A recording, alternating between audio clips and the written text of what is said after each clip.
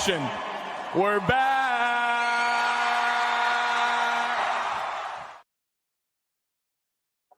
All right, welcome back to another episode of Fire the Cannon. I'm Rocky. And I'm Megan, and we are Fire the Cannon. All right, welcome back, Megan. Good to see you. You too. New Year's. It is New Year's Eve, which is a thing. I know people actually like to celebrate New Year's Eve. And I think it's actually probably better to celebrate New Year's Eve because New Year's Eve is like overpriced everything, crowded everything. If you didn't buy tickets to some rando event 6 months ago, you're not getting it. I don't know. I don't understand. You're SOL. Yeah. And it's always like 10, 9, 8. Okay. Happy New Year. Tomorrow night, New Year's, I will be asleep by like 9:30 or 10 because we have a early flight Wednesday morning to get to Atlanta. So this is my New Year's. Yeah, I went and had some sushi and all good. I love it. Yeah, there are already people popping off fireworks in my area. So definitely people are partying. They're ready. They're good to go. Excited for 2025. I got to ask you, Rocky, do you know, this is a time of reflection. How do you feel your 2024 went?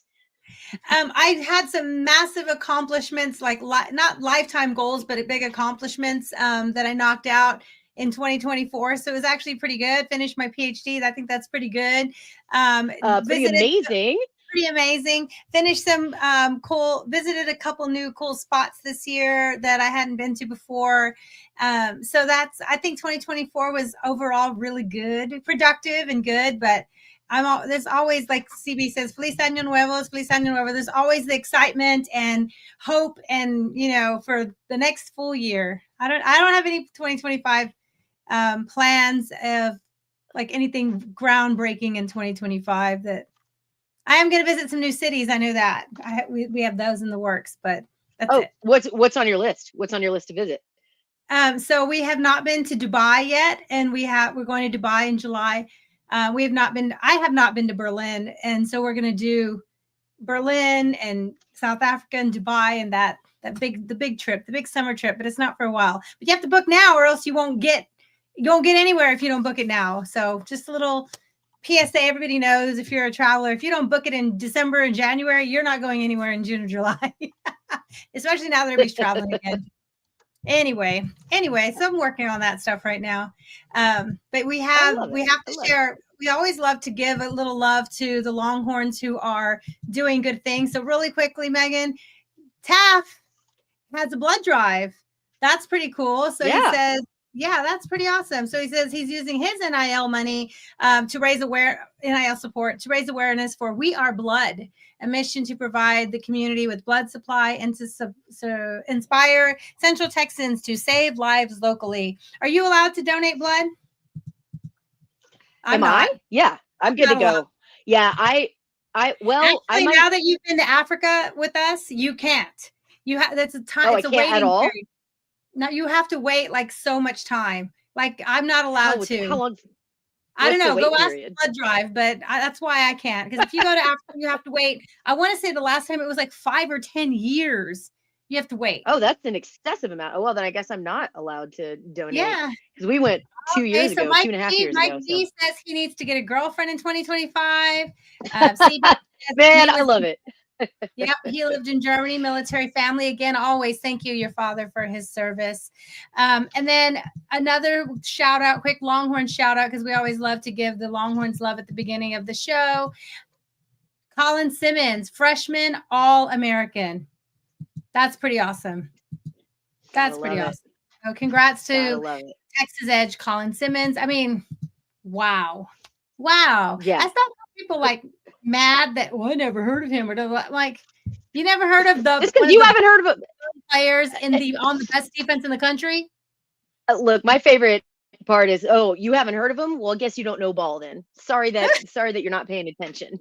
You know, there's always players that win awards that I've never heard of, you know, like some rando offensive tackle on, you know, some team. I've never heard of him. Of course not. You don't know all thousands of players, but I wouldn't like go on social media and like make a thing about not having to know. And I wouldn't just assume because I don't know them. My favorite guy got robbed. I don't know. Oh, right. Hey, all right. Texas Bayou Hawk. Oh, we both had it. Go ahead, girl. We clicked at it in the same time. But yeah, I No, like we those did. are big words right there, man. But the next Brian Arakpo, I like it. I think that's I wish it whew, for him. those are big shoes to fill. Absolutely. Those are big shoes to fill. I love it. All right. So, Megan, we have a lot to talk about. We definitely going to dive right into the Peach Bowl. It was Media Day. We'll kind of bring up some of the top quotes and storylines coming from Media Day today at the Peach Bowl. We want to touch base on those college football games that just happened. There were so many stories from OU going down to Navy. I was there. I'll tell you all about it. Tech in Arkansas. What a mess. Aggies dropped to a terrible, terrible USC with a backup quarterback. We'll talk about that. We're going to talk about Cam Ward leaving at halftime, breaking his record, leaving at halftime, and then checking out. We'll talk about that. The shit show Colorado put on at the Alamo Dome. And then, of course, we got to get into round 2 of the playoffs.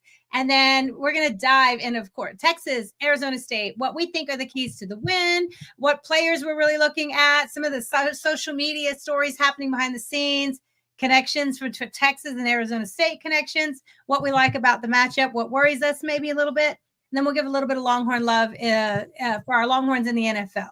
So we have a lot to talk about today, girl. Let's get into it. So we have... We do. Let's dive in. So let's go. This is the some of the media pictures that the Peach Bowl put out today. Quinn Ewers. And if you see here, do you see that tattoo? That Longhorn tattoo on his thigh? Is he really going to like transfer to Penn State? Mm-hmm. Anyway, DeAndre Moore. Look at that. Can't have a talk with Texas without putting Arch Manning in there. This is awesome. So some good work, some nice photos from the college. The Peach Bowl media is actually putting out some pretty good media. Have you seen? Yeah, I think the Peach Bowl's been doing a good job about hyping up Texas and the teams being there. Here, I'll play it I think for they're you. excited. They understand what's okay. No, I'm saying, go ahead. I'm sorry. No, you're good. I thought you were putting it on. I heard music going, so I was. And then it started playing by itself. Here you go. I'll play it for you. This is from the Peach Bowl media.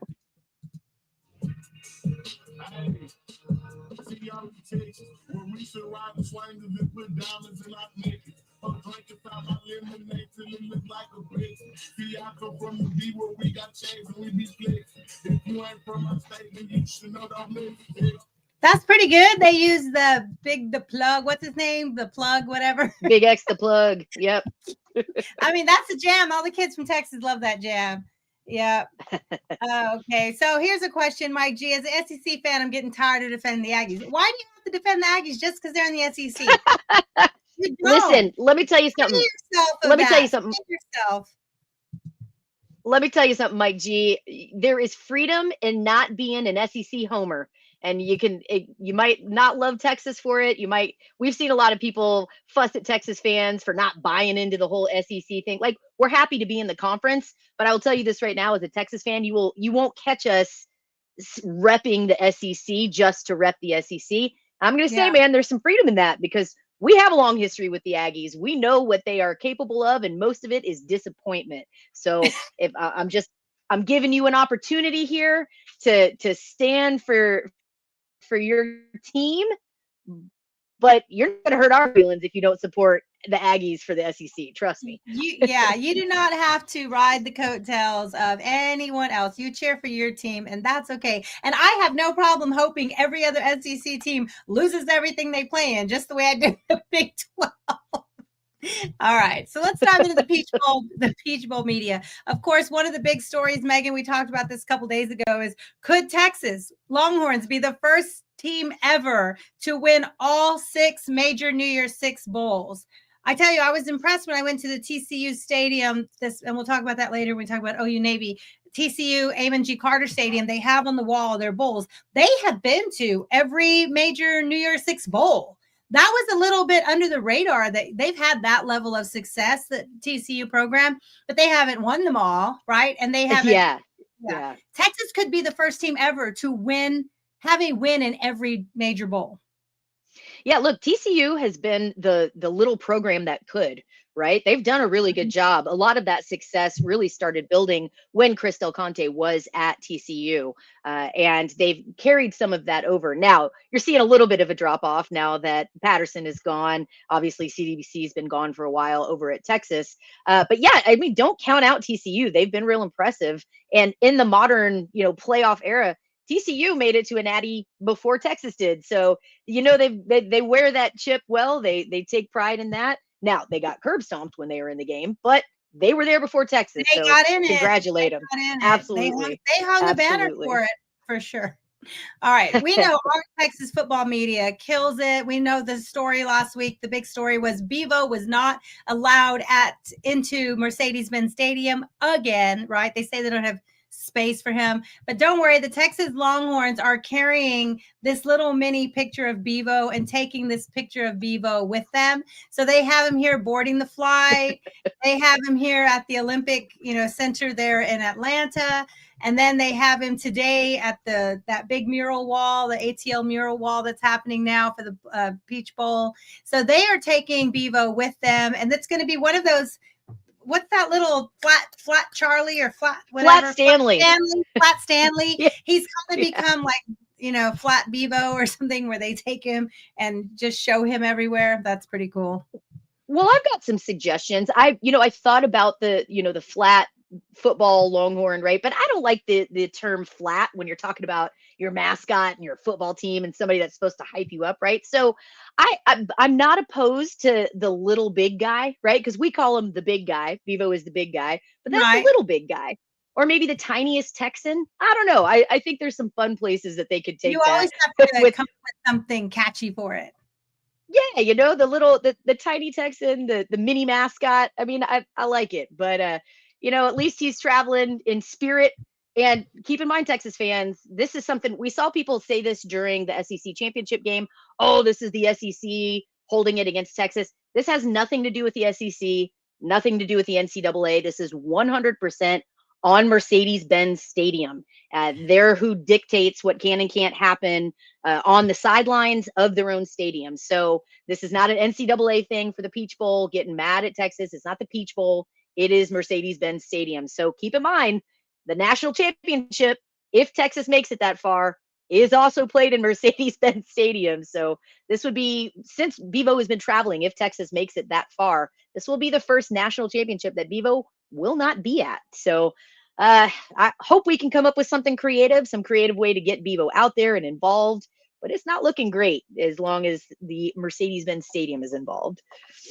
All right, Megan. I agree. I mean, it's a massive venue. They could, if they really tried, a space for Bevo, or even to have him, like you mentioned, we saw the other night, the Colorado game, they walked their Buffalo, what's her name? Ralphie, thank you. They walked her through, and they took her right through and into the trailer and on out. They could do something like that with Bevo. 1000%. You could keep that trailer parked close to the exit, right? And he could stay in the trailer. I had somebody on Twitter try to get mad at me for that. Listen, that is, if y'all don't understand what Bevo's actual trailer is, it is a massive gooseneck trailer that luxury. It's carpeted inside. He's got all the food, treats, and water he wants. It's actually an air-conditioned trailer. He would not be hurting in that trailer. And cattle are meant to stand for a long time. He's got plenty of room to stand and lay down in the trailer if he wanted to. So I agree. I think there could have been creative ways to work around the problem. I think Mercedes-Benz Stadium just didn't want to deal with it. So, what can you do? What can you do? Well, I hope that's one more thing that fires up the Longhorns, because I tell you what, the Longhorns are accumulating bulletin board material this week. It's been going, there's been some great comments, and we're going to talk about this. Let's just dive into it. So QB Levitt, our Arizona State quarterback, redshirt freshman, he has put up stellar numbers. And kind of say, wow, that's impressive. He's really balled out. And last, won 6 in a row, got to the Big 12 championship game, all the things, right? You can take it with a grain of salt and say, well, what top defenses have they played? I'm not going to be lazy and say the Big 12 doesn't play defense, but I'm going to say, has he played the elite defenses? No, but did he do what he was supposed to do against the less than elite defenses? Absolutely. Love it. And then we're talking about the running back Scatabo, right? Running back / all-purpose Swiss Army knife Scatabo. So first, let's cover what Levitt said about the comment that made a lot of people like, here it goes. Yeah, I've watched him for a fair amount of time now. I'm just excited for the opportunity. People keep counting me out since day one, and I'm gonna go prove I'm the better quarterback. And that's how I feel since day one. So I'm gonna go put everybody on the map. Okay, he's gonna go prove he's the better quarterback, right? Okay, now let's listen to Quinn's response to this, because of course he's got to be asked about that. This was Quinn's response, and then we'll talk about both. Yeah, I mean, I saw it, and just congrats to them on a great year and a great season. I've got to watch some of their games, and he's a talented player, and they're a fun offense to watch, and again, just excited to be up against him. That Quinn's response is the equivalent of "bless his heart." That was a good bless his heart response. Yeah, look, I'm over here biting my tongue because I'm trying. I have so much to say about this, and I'm trying to think of kind ways to say it. I appreciate players looking for ways to get motivated. I appreciate, we've seen time and again, we've seen players maybe manufacture storylines to help them get pumped up. If you want to see yourself as the underdog, you want to see yourself as whatever, I would argue ASU is the underdog in this by quite a bit. Mike G, I appreciate this comment here. Arizona State has about as much of a chance as winning as you do actually finding a girlfriend. Roughly 1%, man. I feel like one has to go on a mission to help him find a girlfriend. Right? Look, I can appreciate a player looking for motivation to play well and to go and ball out. I get that. As a Texas fan, I love bulletin board material when it's against Texas. I think that shit is great. I think you will notice a very different style between Texas players and between other teams that we played, specifically Arizona State right now. Texas players, they've got a lot of media training. Generally speaking, they don't go out and just give you bulletin board material. They're going to credit the other team, speak highly of them, and just say, we'll let our playing do the talking, right? For the most part there. I think you saw that with Quinn's response. If I were an opposing team's head coach, I don't know what it takes to tell your players, stop saying stupid shit before you play Texas, but stop saying stupid stuff before you play Texas, man. Like, I understand his motivation, but those are big words to put out in front of Texas. And he's a good quarterback. I'm not going to knock the kid as a quarterback. Good. We'll dive into talking about Levitt and how he matches up against Texas. But to go out there and just be disrespectful to Quinn like that, at the very best, it seems short-sighted. Yeah, I'll leave it at that. Like, I agree. No Garza. He can say whatever he wants. The big deal. Absolutely agree. He can say whatever he wants. He can go in and say Quinn is a piece of crap. I'm the best shit ever. He can do it all if he wants. The only thing is, one, he has to back it up, because he's going to eat crow the rest of his life. He doesn't. And he can go out there and ball, but if he doesn't have enough pieces around him, or if his defense can't answer Texas offense, then he can ball out all he wants, but the team may not still advance. But also too, you don't have to look very far to see what has happened to the last few teams that have given Texas this kind of bulletin board material, right? We've seen a lot of players in the last season, 2 seasons, try to call out a player by number, or call out a position by, call out a position, or call out a name or whatever. Oh, so-and-so, we're not worried about their linebackers. Oh, we've seen better this and that. Oh, we've seen better running backs. Oh, their O-line doesn't have anything on us. They've literally called out position groups before and then gotten eaten alive that next coming game, right? So when they actually have to face that position. So I love the confidence. I love it. I think it's building up this game bigger, because it is getting buried behind Ohio State and Oregon, and even, the Georgia game, Notre Dame. It's getting buried behind those, and rightfully so. Those are top 5, 6, 7 matchups. However, I love the confidence and I love the excitement, but as you better now, not only do you have to, you would have had to back it up anyway, but now you just put a target, like, now not only is the defense going to show you you're not the best running back, the best quarterback, Levitt, but also Quinn and Sark might start dialing up a little extra that they have in the back pocket. And I'm telling you this right now, like Texas defenders have seen that. Texas defenders have seen that. Colin Simmons, all he did was quote tweeted it, or not quote tweeted. I mean, he reposted it on his Instagram story. Instagram story. So again, Texas players, they're seeing it, and to the point, like again, I respect a player that's hyped up. I respect a player that is gonna, get his team going, wants to feel like he's got that chip on his shoulder for that extra motivation. You just don't say that kind of stuff in pressers, that's where I'm saying I'm glad they do. But man, you're not doing yourself any favors by doing that. So yeah, true. All right. So, and breaking news, Arch is not transferring. Duh. Shocker.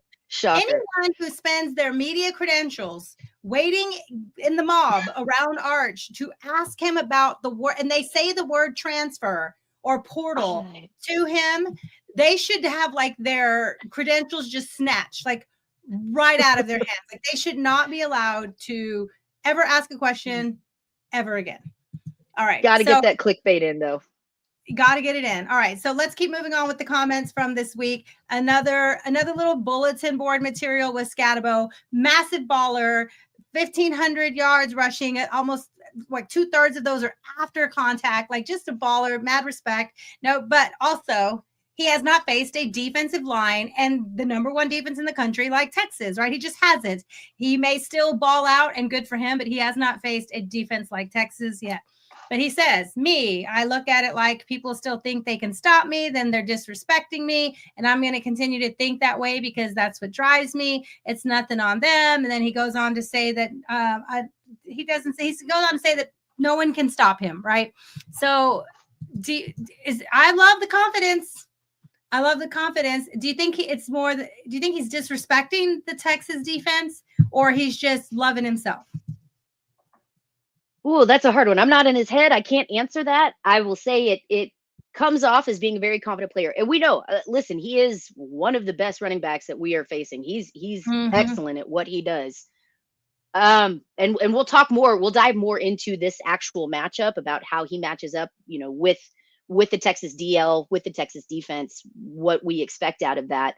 But again, I feel like there are ways to say that you're confident and exude that confidence without insulting the other side, right? I think that's the key that I'm like, man, like, can you not hype yourself up without trashing the other players? That's the part that I'm like, what are you doing, man? So we'll see. Again, we'll talk about this matchup. I like a lot of what Scatabo brings to the table. He is a very capable player, no question. And to this point too, Rocky, like I understand that kind of scrappy underdog mentality. ASU was picked to finish dead ass last in the Big 12. They pretty much across the board. Like I don't think there was any of the big talking heads that had ASU doing better than dead last in the Big 12. So when you consider that, I understand. Look, everybody's been counting us out all season. Nobody's given us credit. We went out, we won the Big 12, we earned the bye week. We were in the college football playoff, second round.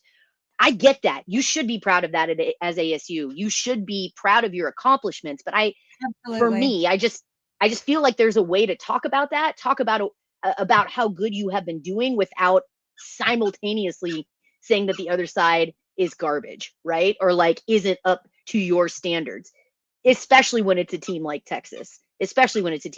So I don't know. It's good. I think it is serving as extra motivation. Again, I don't think you're going to see any Texas coaches come out or any Texas players come out and respond aggressively to those comments, but you'd be foolish to think that they haven't seen them and they aren't thinking about them.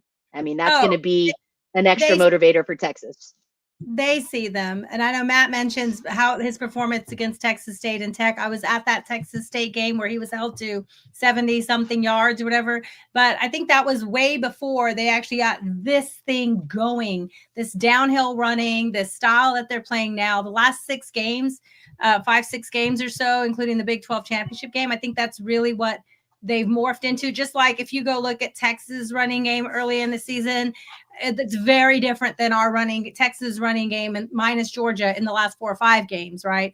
So Right. we got to go at what have you done for me lately? And what he's done is just accumulate many yards, all purpose, including catching the ball in the backfield. So here he is talking about his how, of course, that he needs to prove people wrong. Here we go. Validation was winning the Big 12 championship for this team. A lot, because we prove people wrong. We've done it all year, and knowing where we are and where we stand as a football team was a big point of that. And that last game we handled business when business needed to be handled, and when that happened, it makes you feel better about yourselves and what we really have as a football team. So how pissed off are you coming into 2 touchdown underdogs? I'm not too upset. We've been underdogs the whole season, so I'm not too worried about it. Not worried about being underdogs. Didn't matter. Everyone's always doubted them, and that's kind of the mindset that they respect. No, I mean, they have nothing to lose, right? They're the underdogs. Everyone's counting them out already. They're the biggest point differential, expected to get beat by the most of all of the playoffs so far. Like, everything about this tells them, some people are saying that they shouldn't have had a first round bye, all the things. They've heard it all, right? So they have nothing to lose. They have who they consider their best running back in the country. Some argue he is. They have one of the best quarterbacks statistically in the country. So we'll talk about it later when we do matchups and see how that went down, how it's going to go down on Wednesday night. Oh, it's a Wednesday afternoon. Mike G said he looks already defeated. I bet he's just probably tired, like preparing day and night, media day and night, all the things. He'll be ready to go, I'm sure. All right, so let's take a few minutes and talk about it. Is college football bowl season. We'll work our way to the big playoff games coming up. Round 2, Elite 8. If this was basketball, down to the top 8. I don't know if that's the best 8, but it's the top 8. So we'll talk about that too. Seeding versus ranking, right? Okay, so let's start with Friday, Megan. When we were previewing before, Friday, it was going to be hate day, rivalry hate day. All the teams we love to hate were all playing on Friday. And don't you know, they all lost. It was a good day for hate watching if you're a Texas fan, that's for sure. Yeah. Okay, so let's start with the OU played Navy, and I was at that game, and then we share a little video with you from that game. This is let's see, this is Navy running on the field after, because they won big. Well, big to them, right? What was that? It 3 seconds. That's funny. All right, let me stop that. Here, I have another one, and this is, oh, never mind, I just closed it. Oh well, I was going to show you. You know how it goes when you're like trying to post. I do. Okay, here it is. This is like scanning the crowd when Navy, all they had to do was get into victory formation. It's amazing.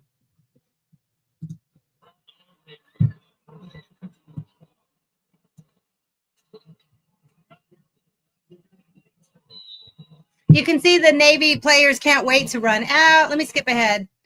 There they go. Yay.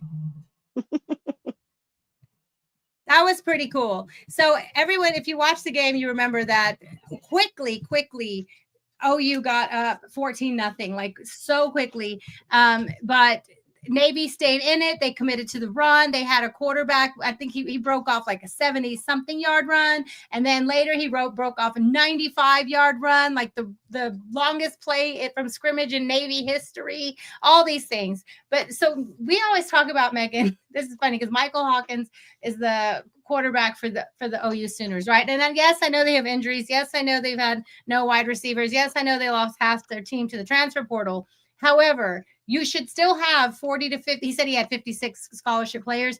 You don't have 56 D1 scholarship players that can catch. You don't have a single one that can catch a ball. Not a single one who knows how to catch a football in a D1 Power 4 SEC team. You don't have one that can catch a ball. We always laugh, Megan. Well, we know the famous saying about if I dropped my earring. When you throw the ball, you're all over the place. I know. When you throw the ball who is it? Was it DKR that said if you throw the ball, 3 things can happen and 2 are bad? 2 of them are bad. Yeah. Yeah. If Michael Hawkins throws the ball, 78 things can happen and 450 of them are bad. Like, it is so bad. Either he way overthrows it, he throws the person to take a hospital pass where they just get wiped out. He throws it at their feet where they fall to the ground trying to catch it and have no yards after the catch, or it's just fumbling, bumbling everywhere.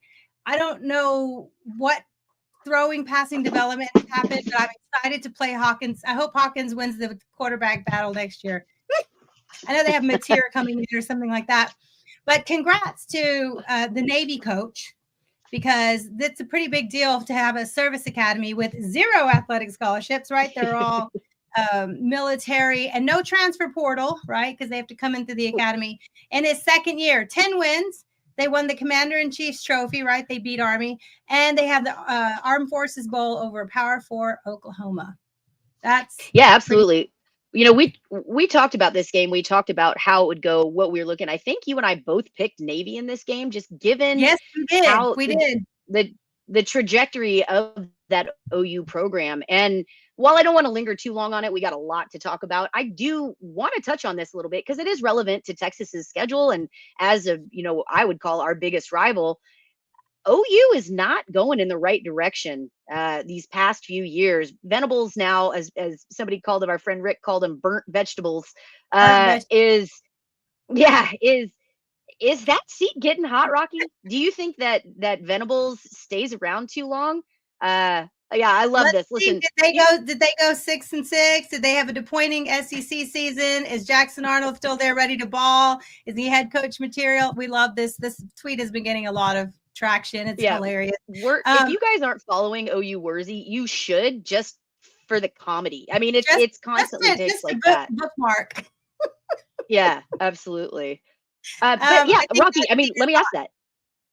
Yeah, I agree. I think Venables, and I've said this multiple times, I think Venables' seat is warm.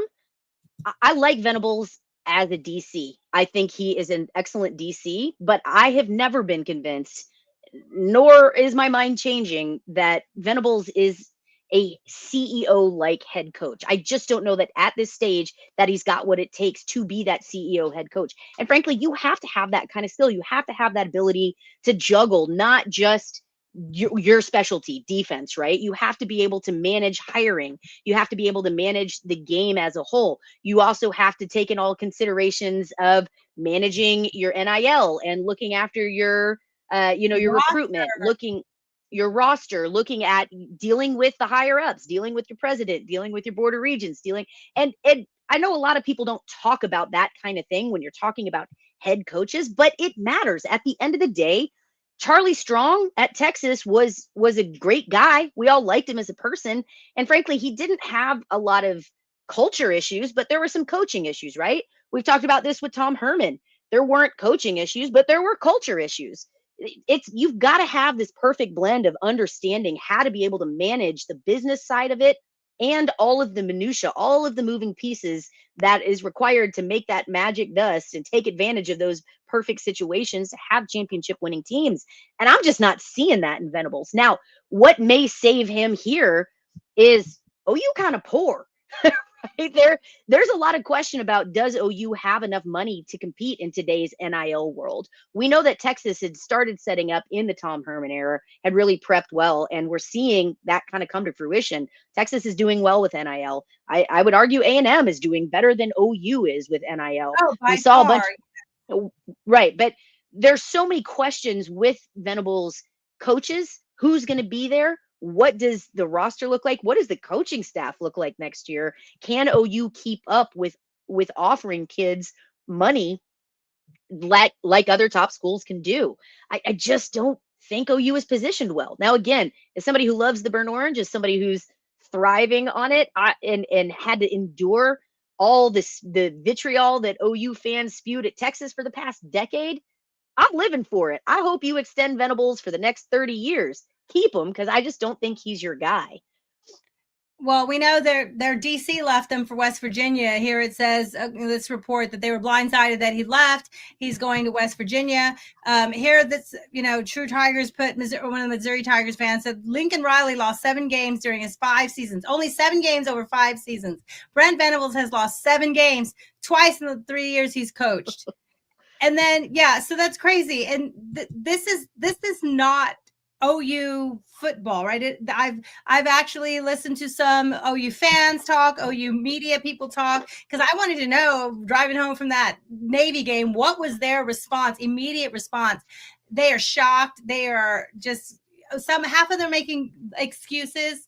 But at the end of the day, like you said, it is his job to manage the roster. And in the day of NIL and in the day of transfer portal, and if you are a blue blood program, a place that people want to come compete for championships, you shouldn't have problems having one wide receiver on your roster that can catch a ball. They could not catch anything. And it was, except for the one touchdown where they ended up trying to go for 2 and didn't get it. Anyway, let's move on. OU, too bad. I mean, losing season 6-7, that's pretty bad. Well, Texas Tech, they beat Alabama, and that's all they can really hang their hat on this year. Yeah, they did. And then Navy said, so we beat Bama, right? Like that translates. All right. So the only news out of the Arkansas Texas Tech game was that dirty play where the player was stomping on his ankle. That was awful. Arkansas got up quick. It was a blowaway. Taylor Green threw for 341 yards. That's amazing.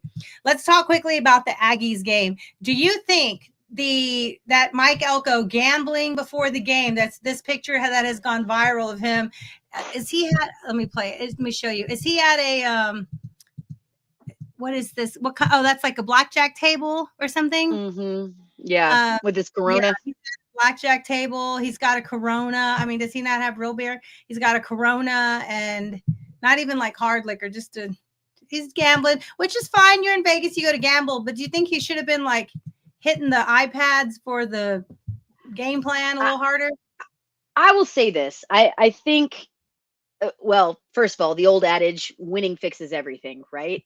I don't personally see a problem with him going out and having a little fun while he's in Vegas, but it's not a great look when your team goes out and shits the bed, when your team goes out and gets a big lead and then absolutely can't do shit and loses the game.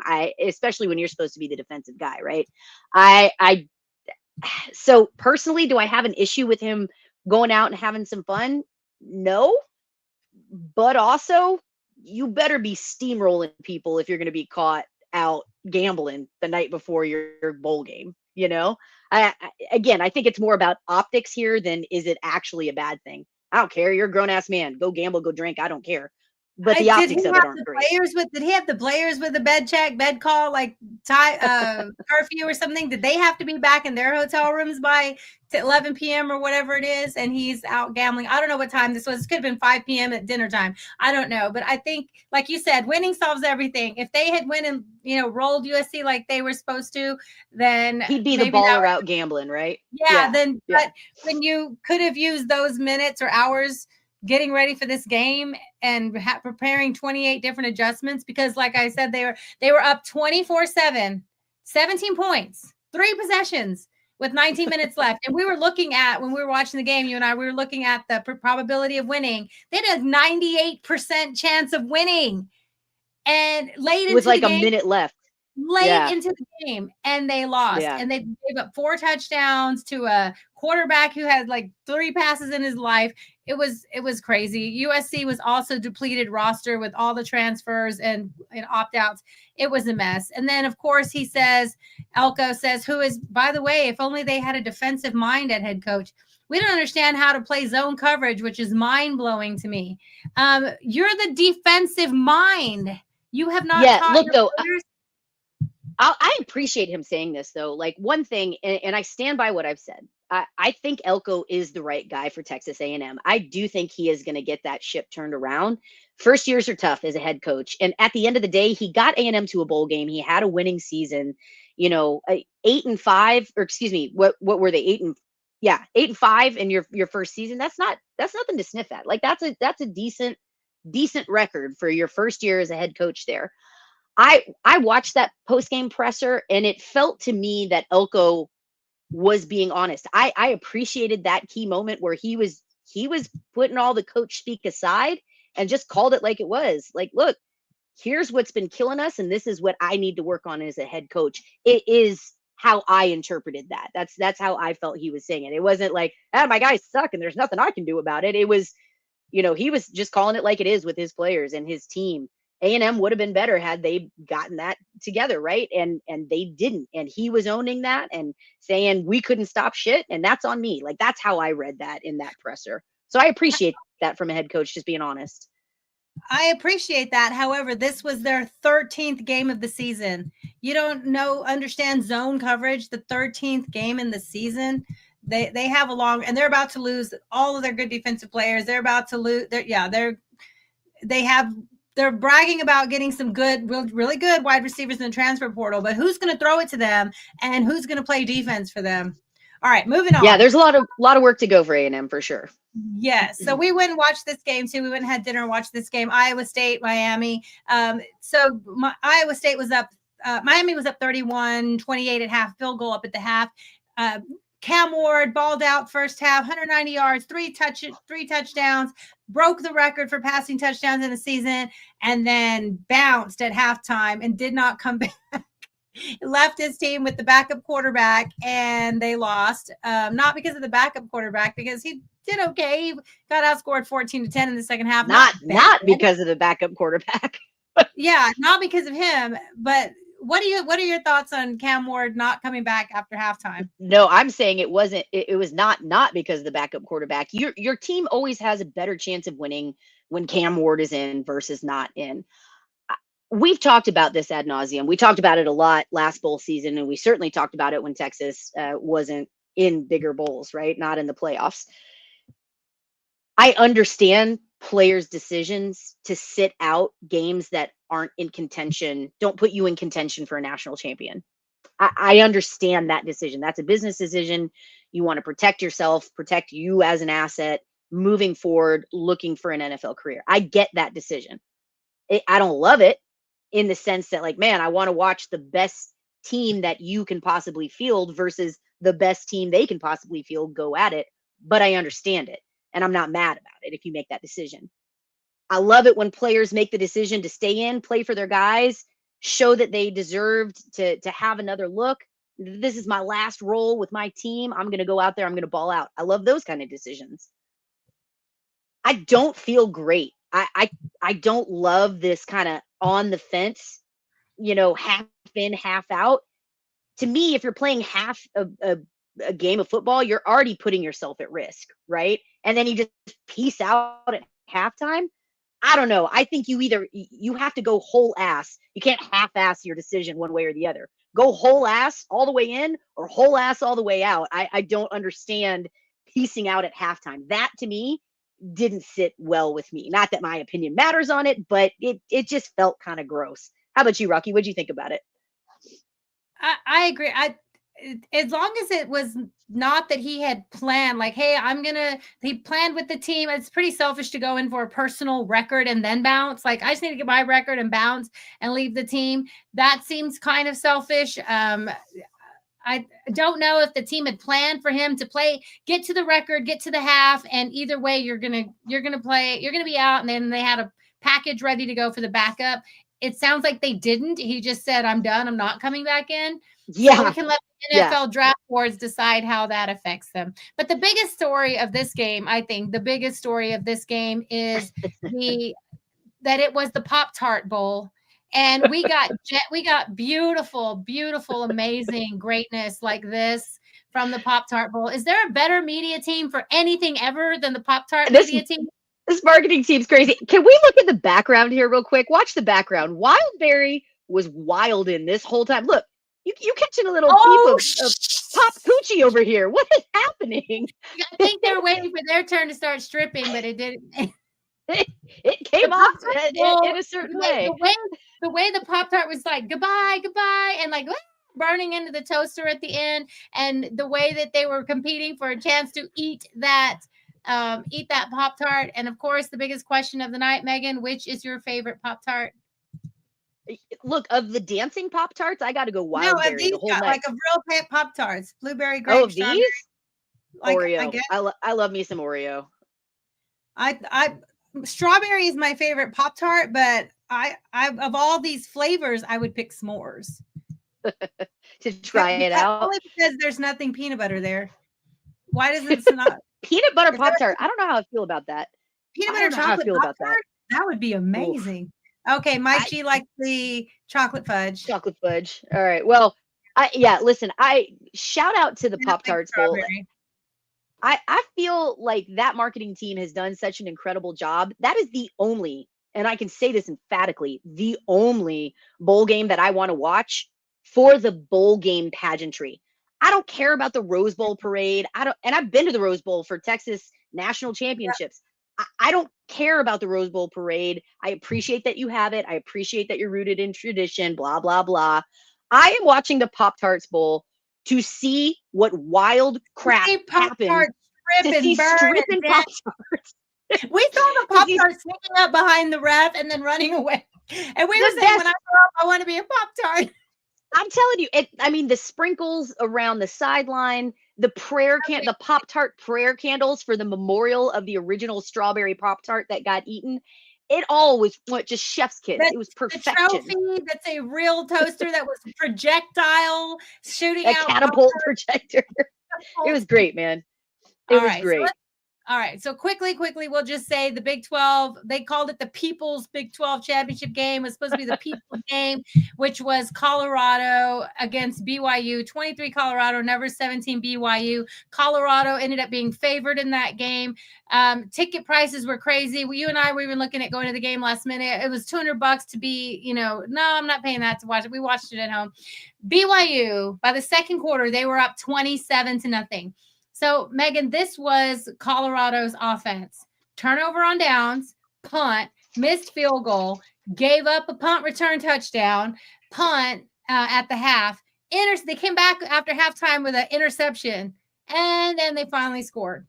This was a crap show, no plan. It was awful. They did not look like they had the two best players on that field. BYU punched them in the mouth, and Colorado had no plan. Yeah, agreed. And, but you wouldn't have known that listening to the announcers talk about it. The crazy thing to me about this bowl game was that the announcers had like zero contingency plan for BYU actually doing well. They didn't know what to talk about. So they just constantly talked about Colorado, constantly talked about Dion and Shador and Travis Hunter, which again, I respect Shador's game. I think he's a good player. I think Travis Hunter, what he does, both sides of the ball, it's insane. He's an incredible player, no question. But both of those players came up pretty short for the storyline that those guys were coming out to put on one last show playing together, and to ball out. Cool. Neither one of them did. And the announcers didn't know what to do with themselves. It was like the Ricky Bobby moment, like, I'm not sure what to do with my hands when Colorado was absolutely crapping the bed. No plan for that game. No plan. It was a mess. No adjustments. No nothing. They just got punched in the mouth over and over and over. And at one point, Dion finally took his sunglasses off because maybe he needed to see what was actually happening to his team. Anyway, so upcoming tomorrow bowl games. Number 11 Alabama against Michigan, two massive historic blue bloods, not at the top of their game, but still elite rosters, NFL talent tomorrow. Number 15 South Carolina, one of the hottest teams to end the season. They played number 20 Illinois, and I think kind of a fun, sneaky fun game tomorrow. Baylor LSU. That's just always fun, right? All right. Mike G says roll tide. Is that because you're riding the SEC, or are you really? No, he's a Bama guy. Yeah, he's a Bama guy. All right. We appreciate you being here, Mike. Roll tide. High tide. High tide, Mike. High tide. All right. So let's quickly get into the round 2 college playoff games, and then we're going to dive into Texas, Arizona State. So quickly, Megan, tomorrow night, New Year's Eve, Penn State, number 6 Penn State against number 3 Boise State. We know Ashton Jeanty, the best running back in the country, but to many people, they are taking on a Penn State team that has been rolling. They have that James Franklin story of being that coach that can he win the big game? Can he get over the hump? He still has not done it yet with elite talent and all the support of the program. They are 11-point favorites though. So what do you think Boise State does here? Do they pull off the massive upset? 11-point underdogs. What do you think? God damn it. Oh, did I lose you? Oh, still here. Sorry about that. What do I think about Boise State as an 11-point dog on this? Do you think there's an opportunity for them to pull it off? Yeah.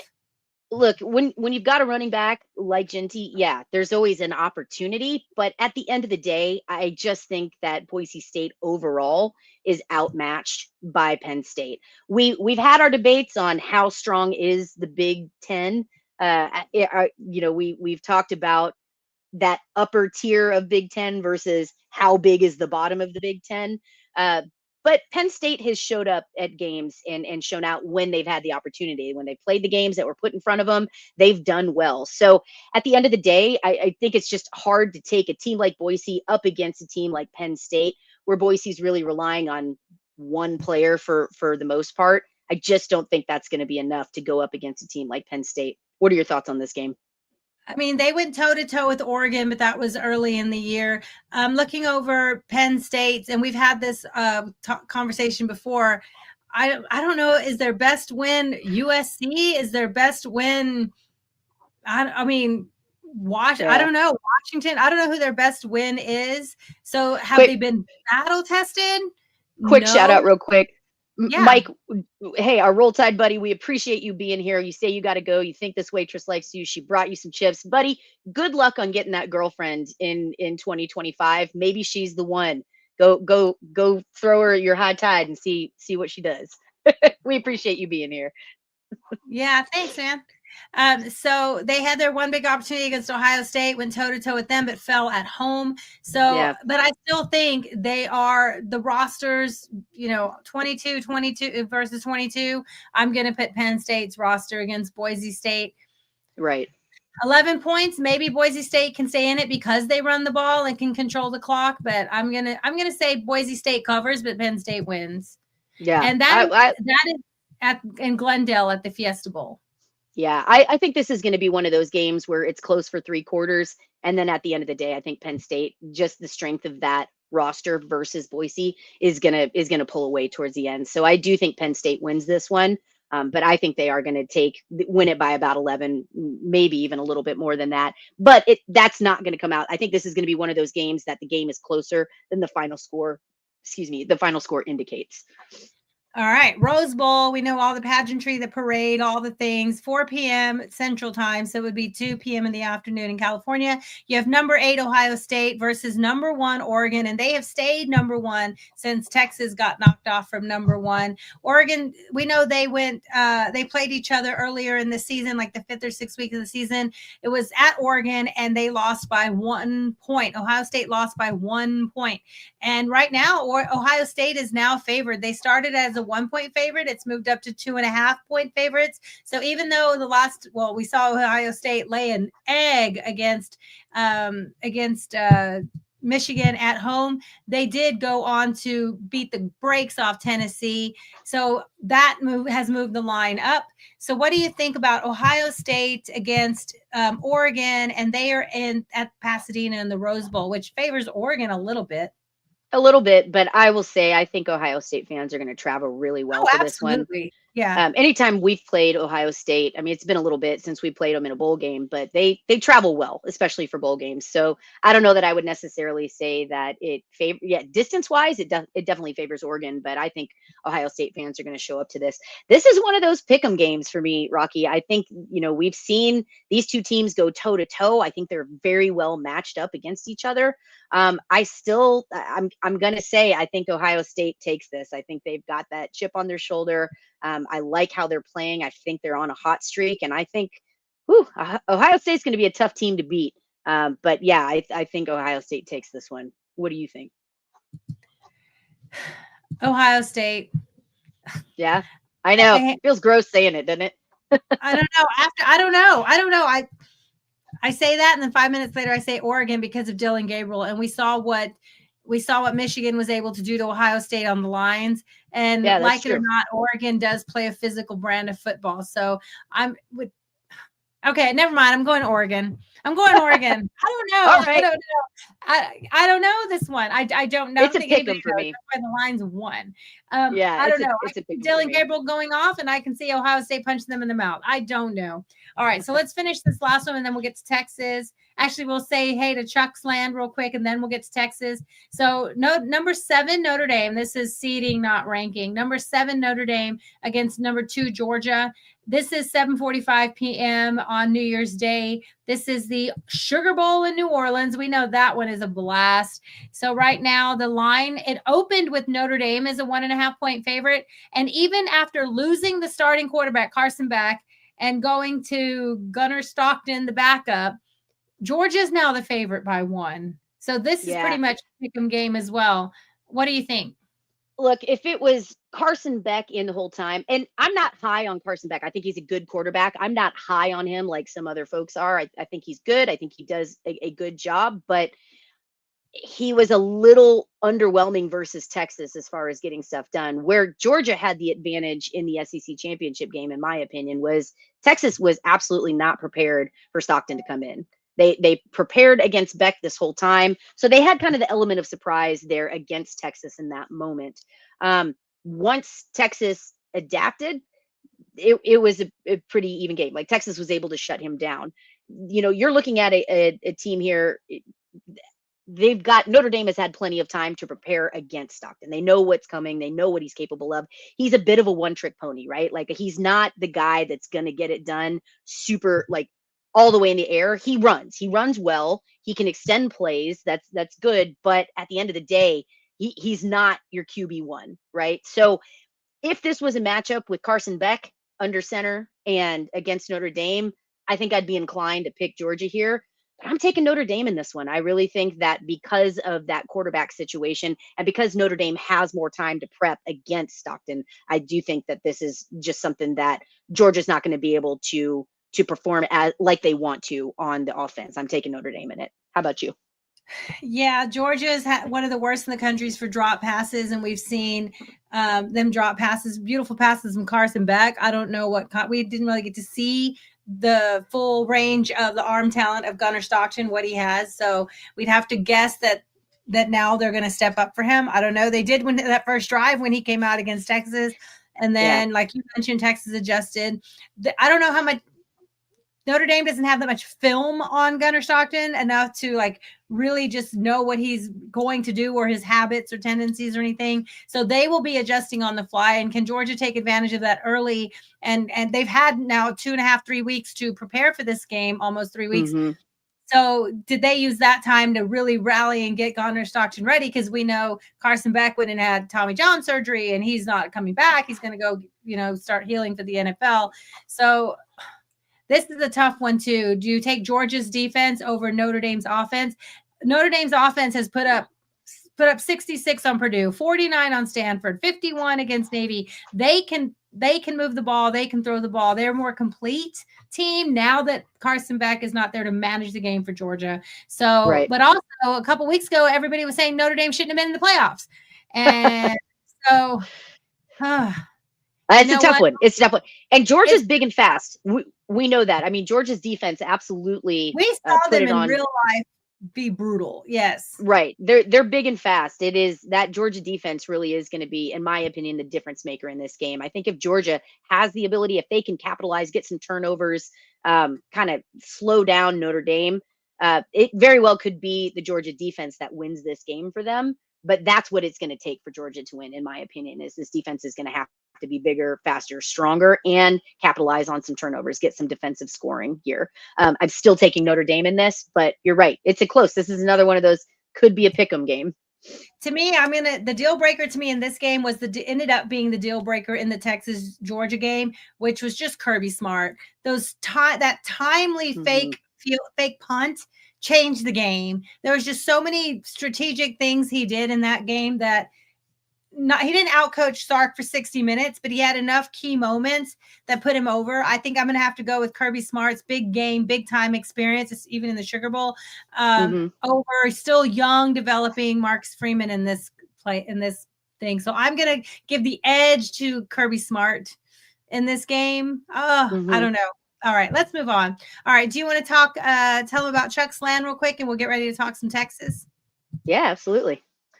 All right, y'all. If you are looking for a beautiful getaway in the Texas Hill Country, look no further than the Rockin' Diamond S Ranch. Nestled on 120 beautiful acres in Blanco, Texas. There is so much to do out here. You can see the beautiful land with the stock pond here, 2 large stock ponds, main home, and 2 cabins that sleep up to 14. When you can wildlife watch, go fishing, play with the Longhorns, and there is plenty of indoor and outdoor eating and cooking areas.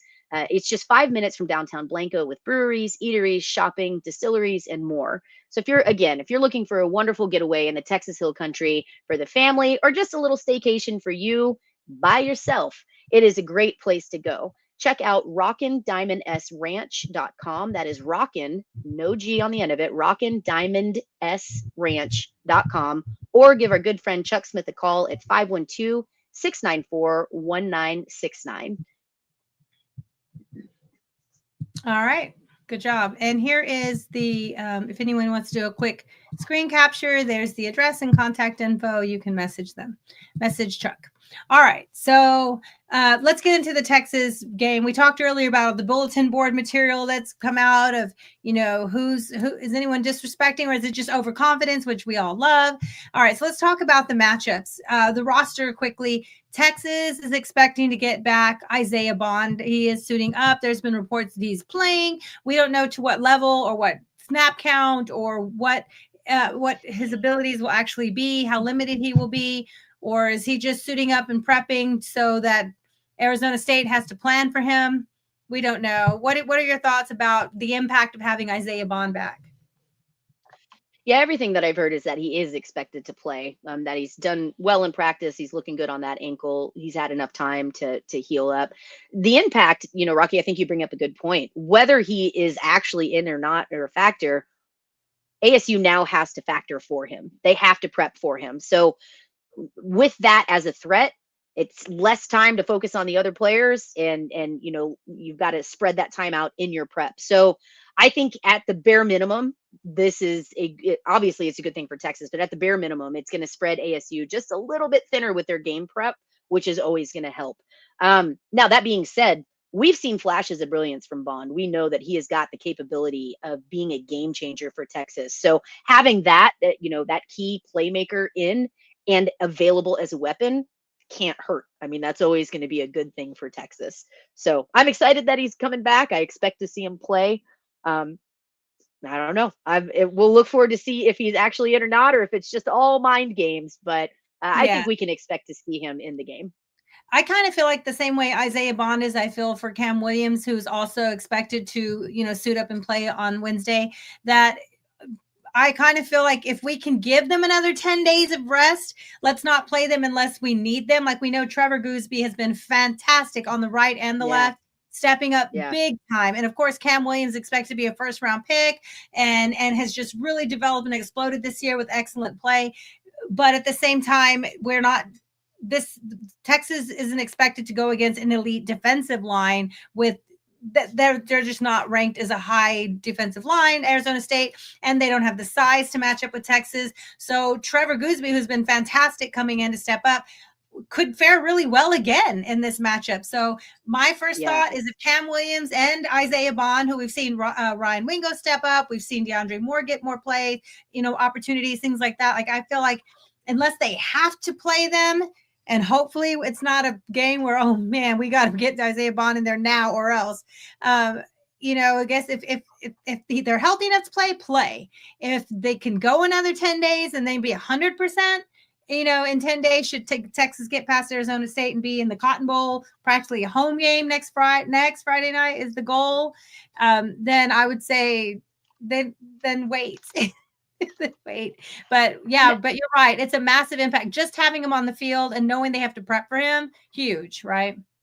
Yeah, and look, Texas is in a really fortunate position to have the backups there, right? The depth of this Texas team is absolutely phenomenal. So Texas is very fortunate in that sense. Like you mentioned, Gooseby has stepped up, and for a young player to come in and perform the way that he has been absolutely mind blowing in my mind. I mean, just he has really stepped up, and to me, is playing beyond his years at this point in his career. Something I will note here: love Cam Williams. Texas has a great chance when he's in. He is a playmaker, but I gotta say, there are some questions about the penalties, right? He can get a little sloppy sometimes. Sometimes he gets in a rhythm where he just can't get out of his own head, and he'll have several false starts against him or several penalties called. In the games that Texas has kept their penalties under control, Trevor Gooseby's had a lot of playing time. I don't know if it is a coincidence. Correlation does not mean causation, but it's food for thought. Just putting that Yes, out there. So again, but I agree. But there's something to be said for Cam Williams' experience and reps that he's had. And they're both. 1,000%. It is great. It is amazing that you can have Trevor Gooseby step right in and play just as well, if not in some aspects better, right? All right. So 1,000%. Arizona State, huge loss for them, as there was their leading wide receiver of the year, Jordan Tyson, out with the injury. We know that now that he's out, it turns out that Cam Scadaboo is now the leading receiver on the roster. That tells you everything about Cam Scadaboo. And then we know Shamari Simmons, who their star tackler, he is out for the first half because of the the personal foul targeting in the Big 12 championship game. So he has to sit out the first half of this game. So they're going to be scrambling and moving people around in an already kind of thin defensive backfield. What are your thoughts? Yeah, look, we'll dive into this more as we look at the matchups of ASU's defense. It does bode well for ASU. All right. I lost you, but you'll come back. So I wanted to talk about this. There you are. I wanted to talk about this quick tweet. And I thought this struck me as really interesting. So it says, it is shocking how arrogant and overly confident Texas fans are with the amount of letdown and disappointment they've experienced the last 15 years. This is an Arizona State fan. All-time levels of delusion. It's like they're asking for it. Okay. My first thought is, you're shocked at Texas's arrogance? Where have you been? Right? Where have you been? Yes, Texas is an arrogant program. And partly based on history, fan base, partly based on the fan base, yes, partly based on absolutely nothing, right?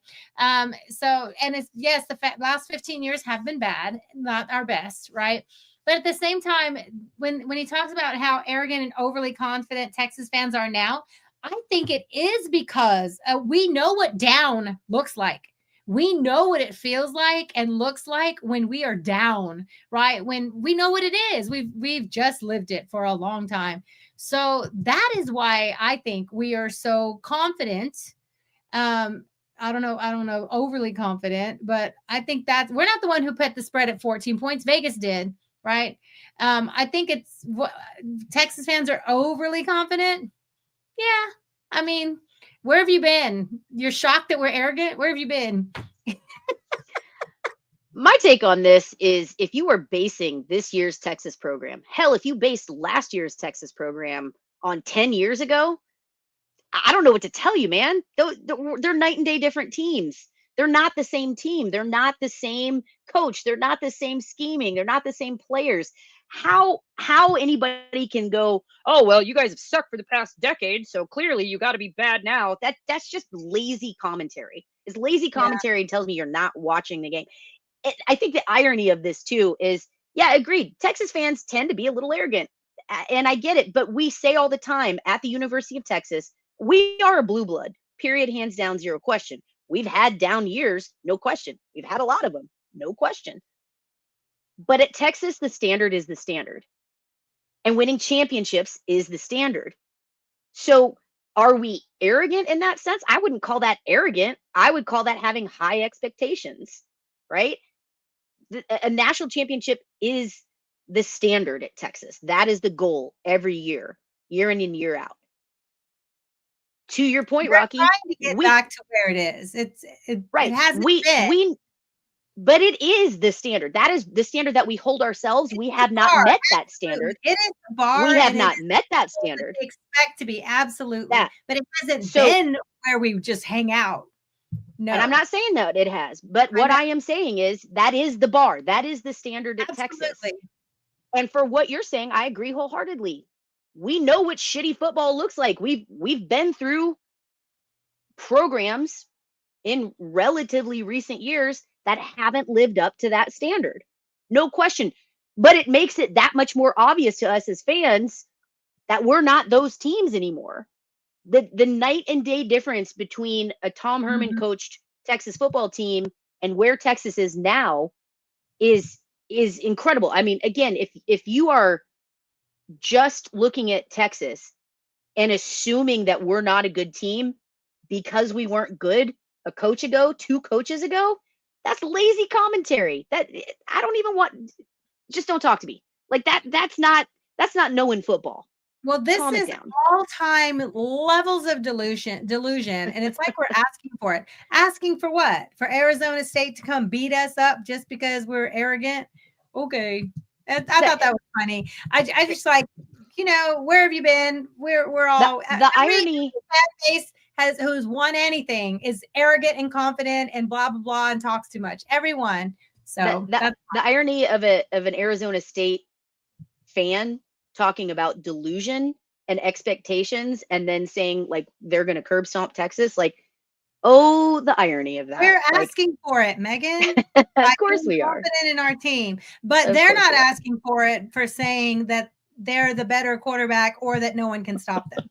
All right, so let's move on. It works both ways. All right, let's talk quickly about the players that have ties to Texas. We know Jake Smith, Prince Dorba, Troy O'Meary, Jamon Tapp, Xavier Alford, Zach Swanson are now all on the Arizona State roster. And we know Brian Carrington, our friend that was a huge part of the massive recruiting classes at Texas. He is now coaching there, which is great for him. I know we know that was one of his goals, was to get on the coaching staff. So looks like Xavier Alford, massive safety, great player. Prince Dorba's in the rotation. Jake Smith, limited snaps. Zach Swanson had thoughts about being told he wasn't good enough at Texas and that he should go somewhere else. He was not. Again, I appreciate having that chip on your shoulder, but don't put it out there for bulletin board material. The way that it's not what he said, it's how he said it, kind of thing. Right. I appreciate that you feel that way. I appreciate that Texas was where you wanted to be. And, that's the harsh reality of a program that is stacked. That is the harsh reality of a program that's got incredible talent and is recruiting better and better and better and just continues to roll. There are going to be some guys that don't fit the program anymore, right? And I'm sorry that hurt his feelings. I'm sorry that he didn't like being told that. I can understand that's not a pleasant thing to hear, but maybe how you present that could have used some polishing, right? We'll see. All right. So Jahdae Barron was asked about Xavier Alford. They both were in the same defensive backfield. And, he talked, Alford had some injuries and then he went to go find a new spot. He's excelling at Arizona State in their system. So here's Alford talking about his relationship with the Texas program. Yeah, it's going to be good. I'm very close, with Jahdae Barron, one of the better players over there. Jalen Gilbo as well. I'm really close with those 2 guys. But, just being there, being a kid from Texas, signing there out of high school, was a great opportunity, great experience and everything. And then, like now getting to play against them somewhere else, it's kind of like the best of both worlds, really. I play with them and I get to play against them, But, it was great, my time there. I had to move on, better things for my future and things of that nature. But, it's going to be good just seeing some familiar faces and, just being a Texas kid, playing against Texas. So. That's how you handle it. That's how you handle it. Respect. had to go find my spot. I love them. They're my brothers, whatever, moving on. It's going to be fun to play against them. And not, oh, they pushed me out and told me I was no good or whatever. Maybe they did. I mean, look who's come in and along the offensive line since Zach Swanson has left, right? Like draftable talent, including first round draft picks. I mean, sorry you got recruited over, Yeah. and Yeah. not everybody's going to walk away with rainbows and sunshines, and people are going to stay mad, and that's fine. And if he uses that to try and knock Vernon Broughton over, good luck with that. Or Alfred Collins or Lole or Norton. I hope they try to run behind Zach Swanson and Norton gets another goal line stop. That would be amazing. All right. So we know that Texas got played last week against Clemson at home. They got the running game going again. Lots of excitement, lots of momentum. They got some things going in the offense while Arizona State has been sitting. What are your thoughts, Megan, on the pros and cons of getting the resting time off they had? Arizona State could rest and heal who they needed to heal versus momentum, hot streak going, because they were on fire when the season ended and then they sat for 3 weeks. Yeah. I think there's kind of two schools of thinking here. I think for a team like Texas, I think it actually favors Texas here in the sense that a team like Texas, when you know your talent is rolling, having that momentum, staying fresh, where you don't need a lot of recovery time, right? With who you're going up against, the depth that Texas has, it allows injured players to have that recovery time while you're still playing quality football against quality opponents. I think that's really good for Texas. I think that's going to favor UT in this sense. But I can also appreciate the argument for a team like Arizona State, where you're going to be relying heavily on your running back. It is always a good idea to let your running back rest as much as possible. QBs can play a little banged up. Wide receivers maybe can play a little banged up. You got braces on the linemen, no matter what time of year it is. Like, this is something I wanted to comment on a little bit earlier when we were talking about injuries. At this point in the season, nobody on your team is 100% in reality, right? Like, they're going to say, okay, I'm 100%, I'm good to go, I'm ready to play. They're fine to play. But if you're really looking at it, it's been a long season. There's still plenty of games to go. Nobody at this stage of the season is truly at 100%. With that in mind, you really, really, really want to give your running backs, especially, time to rest, get those fresh legs from under them. So with a team like ASU, I think it's good for them that they had that extra time off to allow Scatabo, when you know that their game plan is going to be putting pretty much everything on his shoulders and in his legs. You're going to be relying on his legs to win the game for you. I think in that sense, it helps ASU to give him some rest. At the end of the day, I think Texas is going to benefit a little bit more from continuing to play good players and, like I said, continuing to play quality football and not having that gap time to get just a little bit rusty. What are your thoughts on it? I think depth is a huge factor. And I don't think it's black or white. You choose rest or you choose momentum and hot streak going. Like, it depends what your team needs. If you have the depth that Texas does, 2, 3, 4 deep at some positions, if you have the depth, you can afford to keep going for that momentum and rolling and keep, get that rhythm going and keep it going. That to me is fine. I think 10 days right now, we're about 10 days between each game, which really is, more than regular game week. So that helps too. Like you mentioned, Arizona State being a running team, that may, and they've had a lot of time to prep for Texas. Right. That's a good point. That's a really good point. Clemson, Texas/Clemson, but Texas was a heavy favorite, so they probably spent a little more time prepping for a potential Texas matchup. So they're going to show Texas stuff that that they feel they can take advantage of Texas on. That stopping the run is going to be huge. We'll talk about that in a sec. So yeah, let's go ahead and get into that. The matchups. The Arizona, we know Scatabo, the one of the best running backs in the country. He's put up numbers that we haven't seen since Christian McCaffrey. They have, like he said earlier, we talked about earlier, he said nobody can stop him. He's confident. This Texas defensive line is one of the best in the country against the rush. They are actually rated higher in rush defense than Arizona State actually is in rush offense. So they've played bigger, better backs throughout the year too, but they have not played a back like Scatabo. Scatterboo, right? What do you Yeah. think gives here? So I'm giving Scatterboo a lot of credit here. He is an incredible running back. I am not taking anything away from his game. I think Agree. one of the more impressive stats from him is that he's got over 1,500 yards on the season rushing, and over 1,000 of those yards come after contact. He Yep. is a guy that keeps his legs moving. He's powerful. He's faster than you think he is. Like, he's going to be a big bruising back, but he's also got that speed too. He can be a little twitchy when he needs to be. He can make cuts when he needs to. He is a really quick back.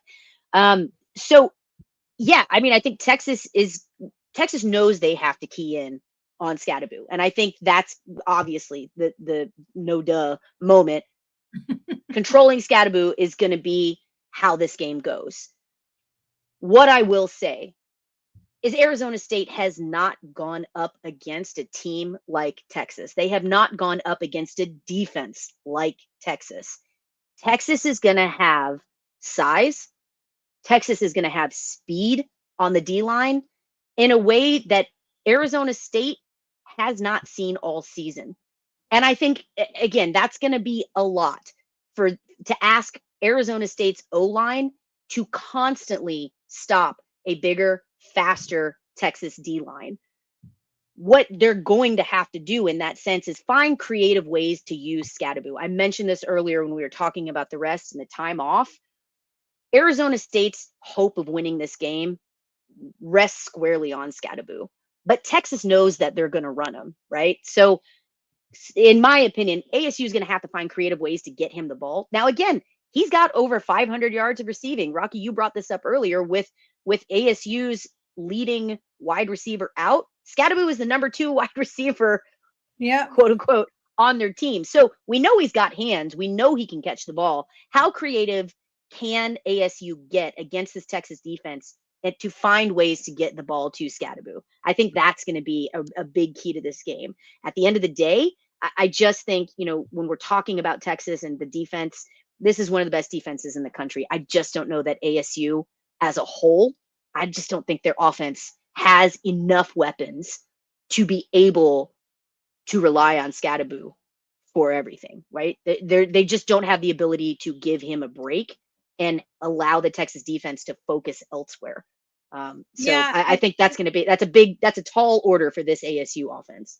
Yeah, we just have to remember too, though, that Levitt can use his feet as well. And if they do key in too much on Scatterboo or invest too much in trying to shut him down, Levitt can go. So that's going to be that chess match that's happening throughout the game. Fortunately, they're down their key wide receiver, which helps in the backfield. They can maybe commit more to the run. But I think this kind of game, to me, is a David Benda kind of game. I like it. LaFau has been fantastic helping, working with Anthony Hill, but I just feel like this is a punch him in the mouth, stop him at the line. We know the D line is going to be effective, but Scatterboo does not go down on first contact. Like you mentioned, 2/3 of his yards are after contact. So even if the D line can try to contain or give him a good hit or whatever, this is going to come up with the linebackers having to make hits, the safeties having to come up and get involved. It's going to be a team effort, like Sark says, populating to the ball. It is going to take an effort. And I feel the player that could really, this is a game made for him, a running back made for him. I feel like David Benda, I'll just go ahead and say it. I feel like he's going to be my key player, defensive player in this game. I love it. And I'm like, go out big time, senior. Go out big time. This is a huge stage. This game is made for you. So I'm just going to say it now. David Benda is going to be my defensive impact. He may not have the highest stats, but I feel like impact player. I'm going to go with Benda this game.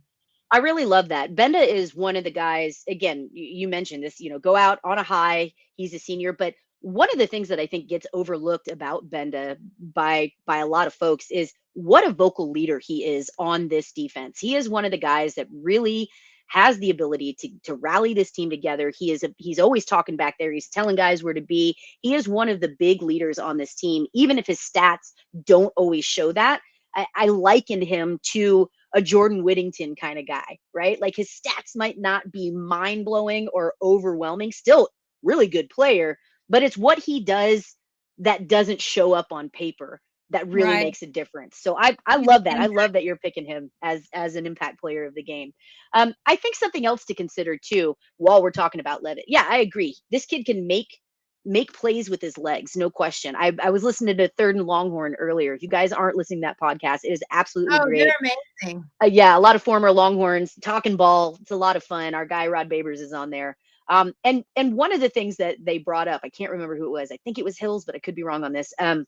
But they brought up the fact that it kind of works out for Texas that Texas played Klubnik before this game, because Levitt, they made the comparison that Levitt is a lot like a Klubnik style player. He plays a lot like Klubnik does. He just doesn't do it quite as well as Klubnik. And again, that's not a knock on Levitt. Klubnik is, we saw it last week. It's a compliment to be compared to Klubnik. Absolutely. Klubnik is a superhero. The dude shredded a very, very good Texas secondary.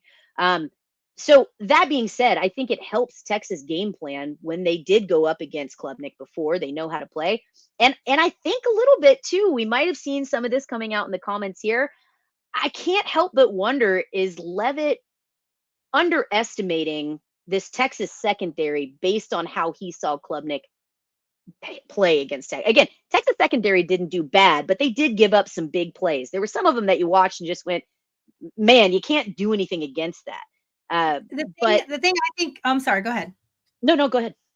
Oh, I was just going to say the difference though, like I love that Klubnik comparison. I think the difference though is Klubnik was throwing it to an array of potential NFL receivers, and their top Arizona State's one potential NFL receiver is gone for the season. So who's going to throw to that can compete against the level of NFL DBs that Texas has? That's going to be the difference. Yeah, I think that's a really great point. So again, when we're talking keys to the game, what is it going to take looking at Arizona State's offense? We know that a lot is going to be put on Scadabo's legs.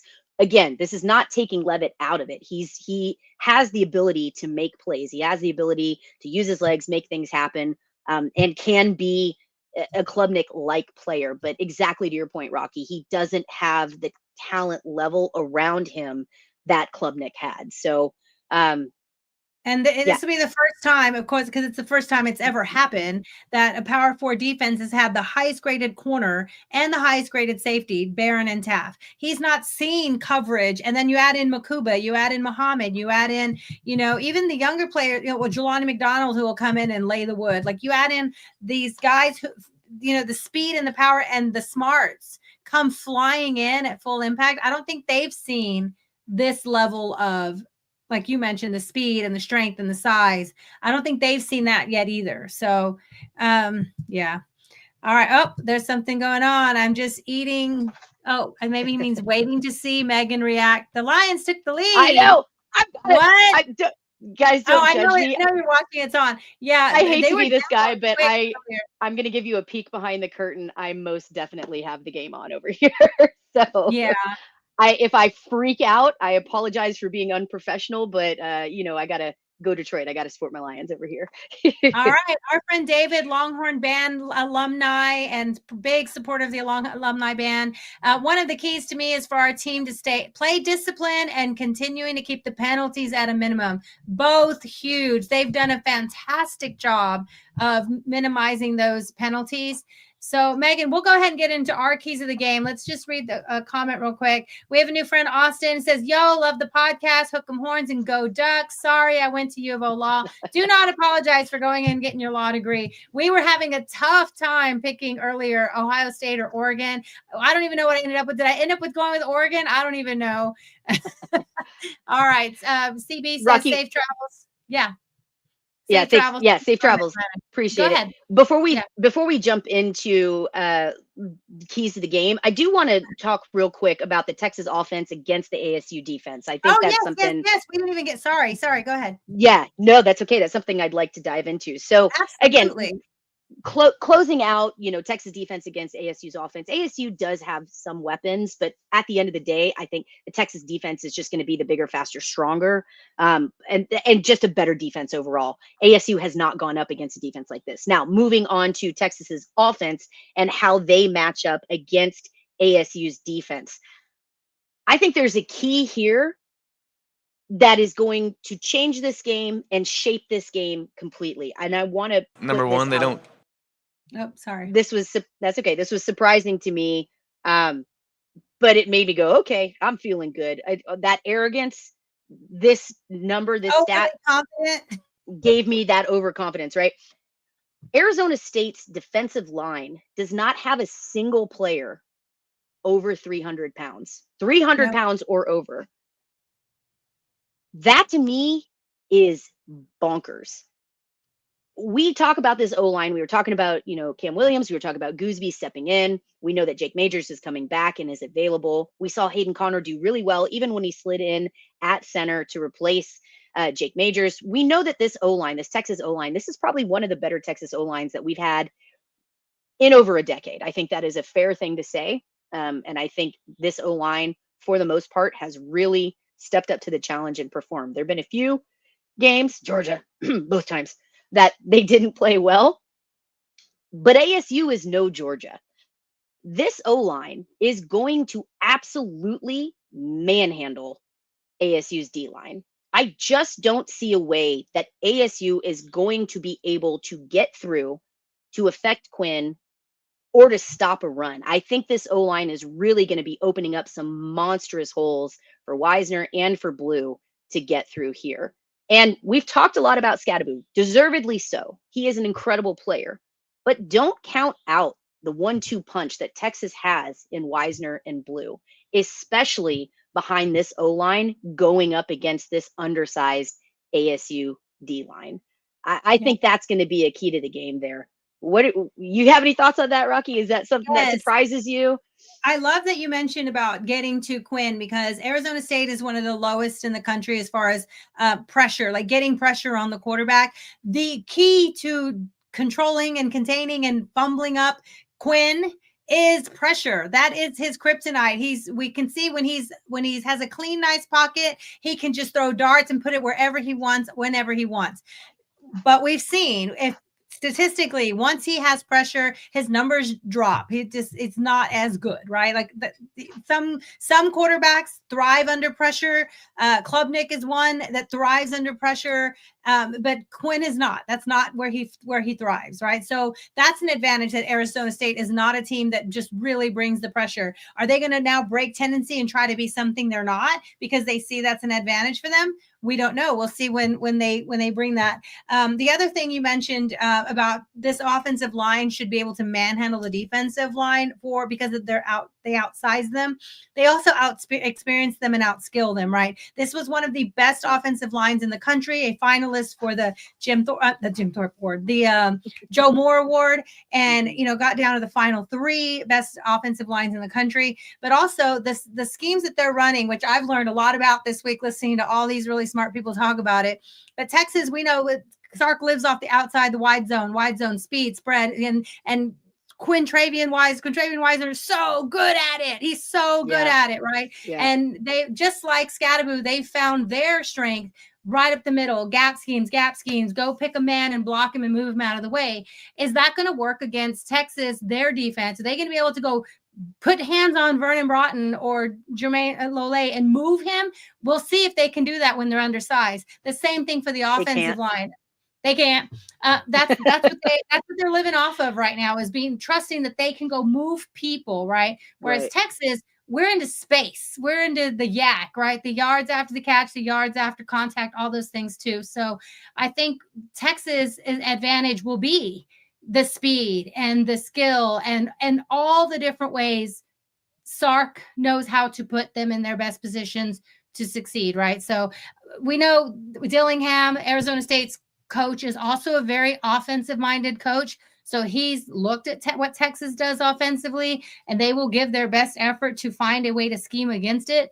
But Texas will stay committed, will chip away, stay committed, chip away, just like they did with Klubnik against Klubnik and Clemson, chip away. And I can see big rushing numbers coming eventually. And then you get those breakaway runs when you've worn them out, like we saw last week with, Jaden Blue breaking the big one after you wear them out. Spread them sideways and then punch them in the mouth, and then they're worn out.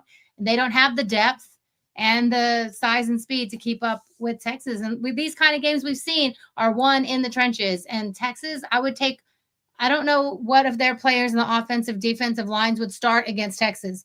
They may have a better running back. They probably have a quarterback that can rival Quinn if they went in a spring camp against each other. Who knows? Who knows who's the baller or the gamer? I don't know.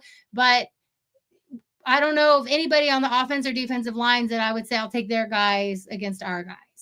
Yeah. Well, and look, another part of that too, I want to add to, I think, we played that clip earlier of Levitt talking about, oh, I'm just going to have to go out and show them that I'm the better quarterback, blah, blah, blah. Like, I think that this ASU team, to their detriment, may not be taking Quinn Ewers seriously enough. I feel like they're listening. ASU may have even bought into the Texas rat poison that's out there, right? They're listening more to fans. And I kind of wonder, are they giving a player like Quinn, are they giving Quinn specifically enough credit for who he is? I know that Quinn has not played perfect ball throughout the season. We know that. We've talked about it. We could talk about it ad nauseum. But at the end of the day, he's a good goddamn quarterback. He gets things done. And when he is in his zone, he is one of the best quarterbacks in college football right now. When he is in his zone, when he's on his game, when he's playing clean football. To lead to that point and to get to that point, you got to give him, like you said, Rocky, a clean pocket. Give him time to throw. Give him time to make plays. And I just don't see ASU's defense. I don't think that their secondary has enough to cover our guys for any extended Especially period of missing time. their best player for the first half. Right. I don't think that they have enough depth there or enough speed to cover our guys for any extended amount of time. And I certainly don't think that their D-line is going to be able to get to Quinn quickly. Our O-line is going to give Quinn that time, going to give him that safe and clean pocket to make those plays, to let our guys get open, to have a chance for those big explosive plays. I just don't see who steps up for Arizona State consistently across the board to shut a player like Quinn down. I'm glad that they're underestimating him. I hope that they're underestimating him. But even if they weren't underestimating him, I just don't think they have the size to match up against the protection that Quinn is going to have. I think the what's probably has them excited a little bit is that Texas is one of the worst in the country in turnovers. They're like ranked 120 something and giving the ball away. Arizona State is ranked really high in taking the ball away. One of the best. Yeah. One of the best. So as much as Texas takes the ball away as well, Texas gives it up so much that the net numbers don't look as great. But Arizona State does not give it up. They very much control the ball and they take it away. So that's one thing that they probably has them a little excited is like find ways to force those turnovers. And we'll get into our keys to the game in a second. But let's hear what Quinn had to say about his offense versus their defense. Number one, they don't do a whole lot on first and second down, which means that they're good at what they do and they're not going to be out of place and have a whole lot of missed assignments just because that's what they do. And then on third down, they do a little bit more. They bait some pressures and then they'll come, and then they bait some pressures, and then they'll drop out of it. So it's just that. I guess that's the most challenging thing. It's just seeing when they're going to pressure and when they're not. Is there any? All right, so. That's bless their heart. I guess that's another way of saying they have a very simple, basic. They cover their assignments.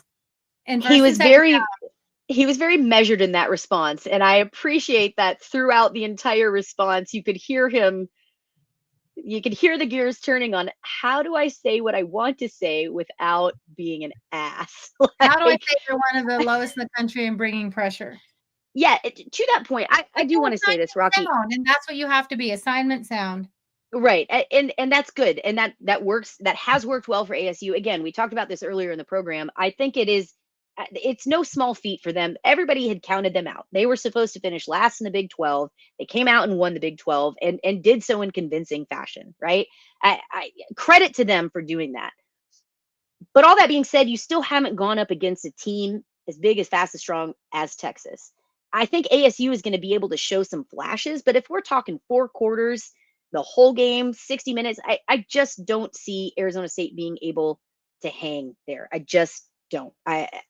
I'm not trying to be ugly. I'm not trying to downplay what strengths that ASU has, but at the end of the day, I think the talent of Texas, the size of Texas, the speed of Texas is just going to be too much as a team for ASU to overcome here.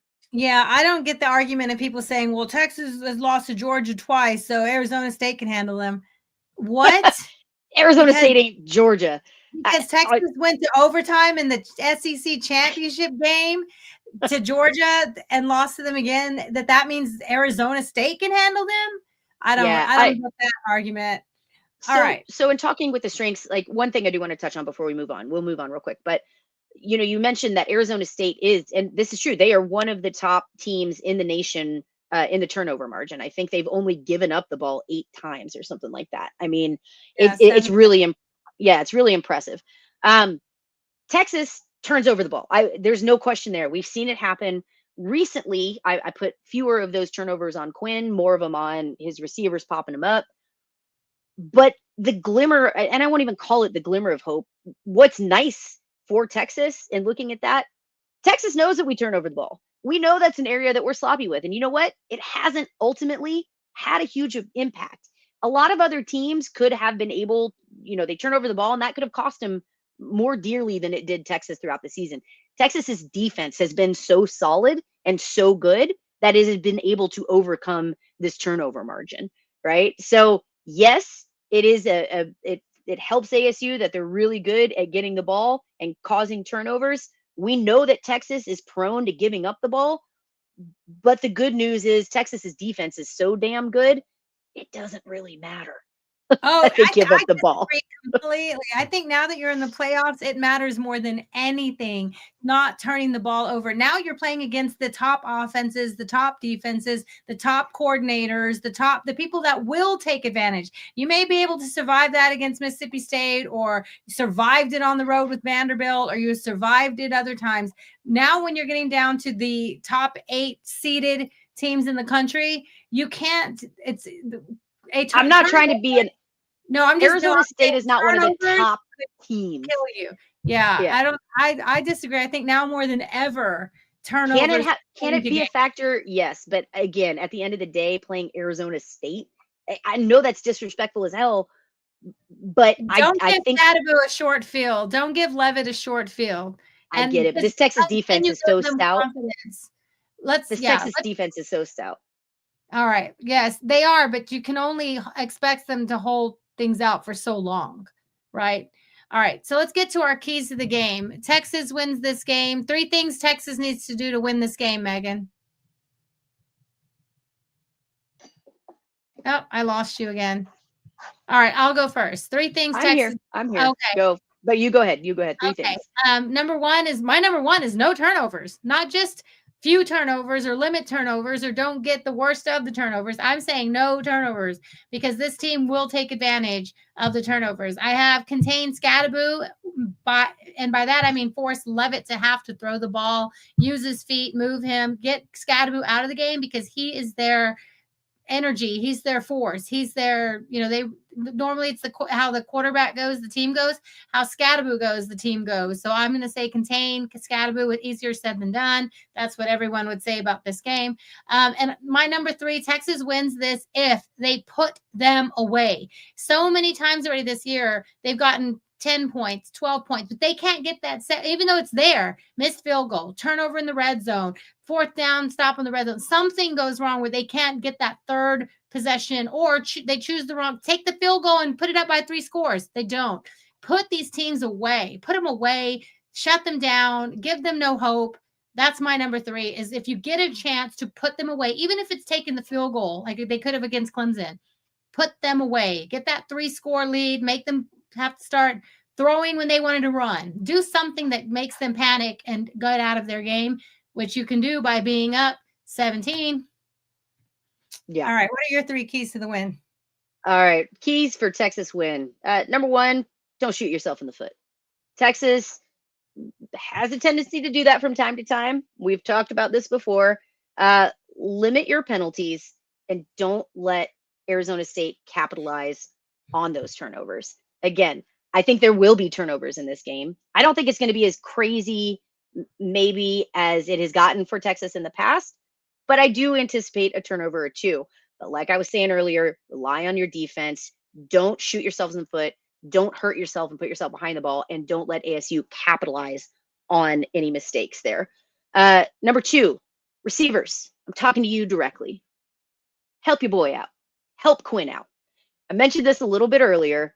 Some of the issues that we've seen recently with turnovers have been because our receivers get their hands on the ball but aren't making the catch. We've got an incredibly talented receiving core. We're getting Bond back. We've got Wingo. We know we've got, Golden and Bolden to go to.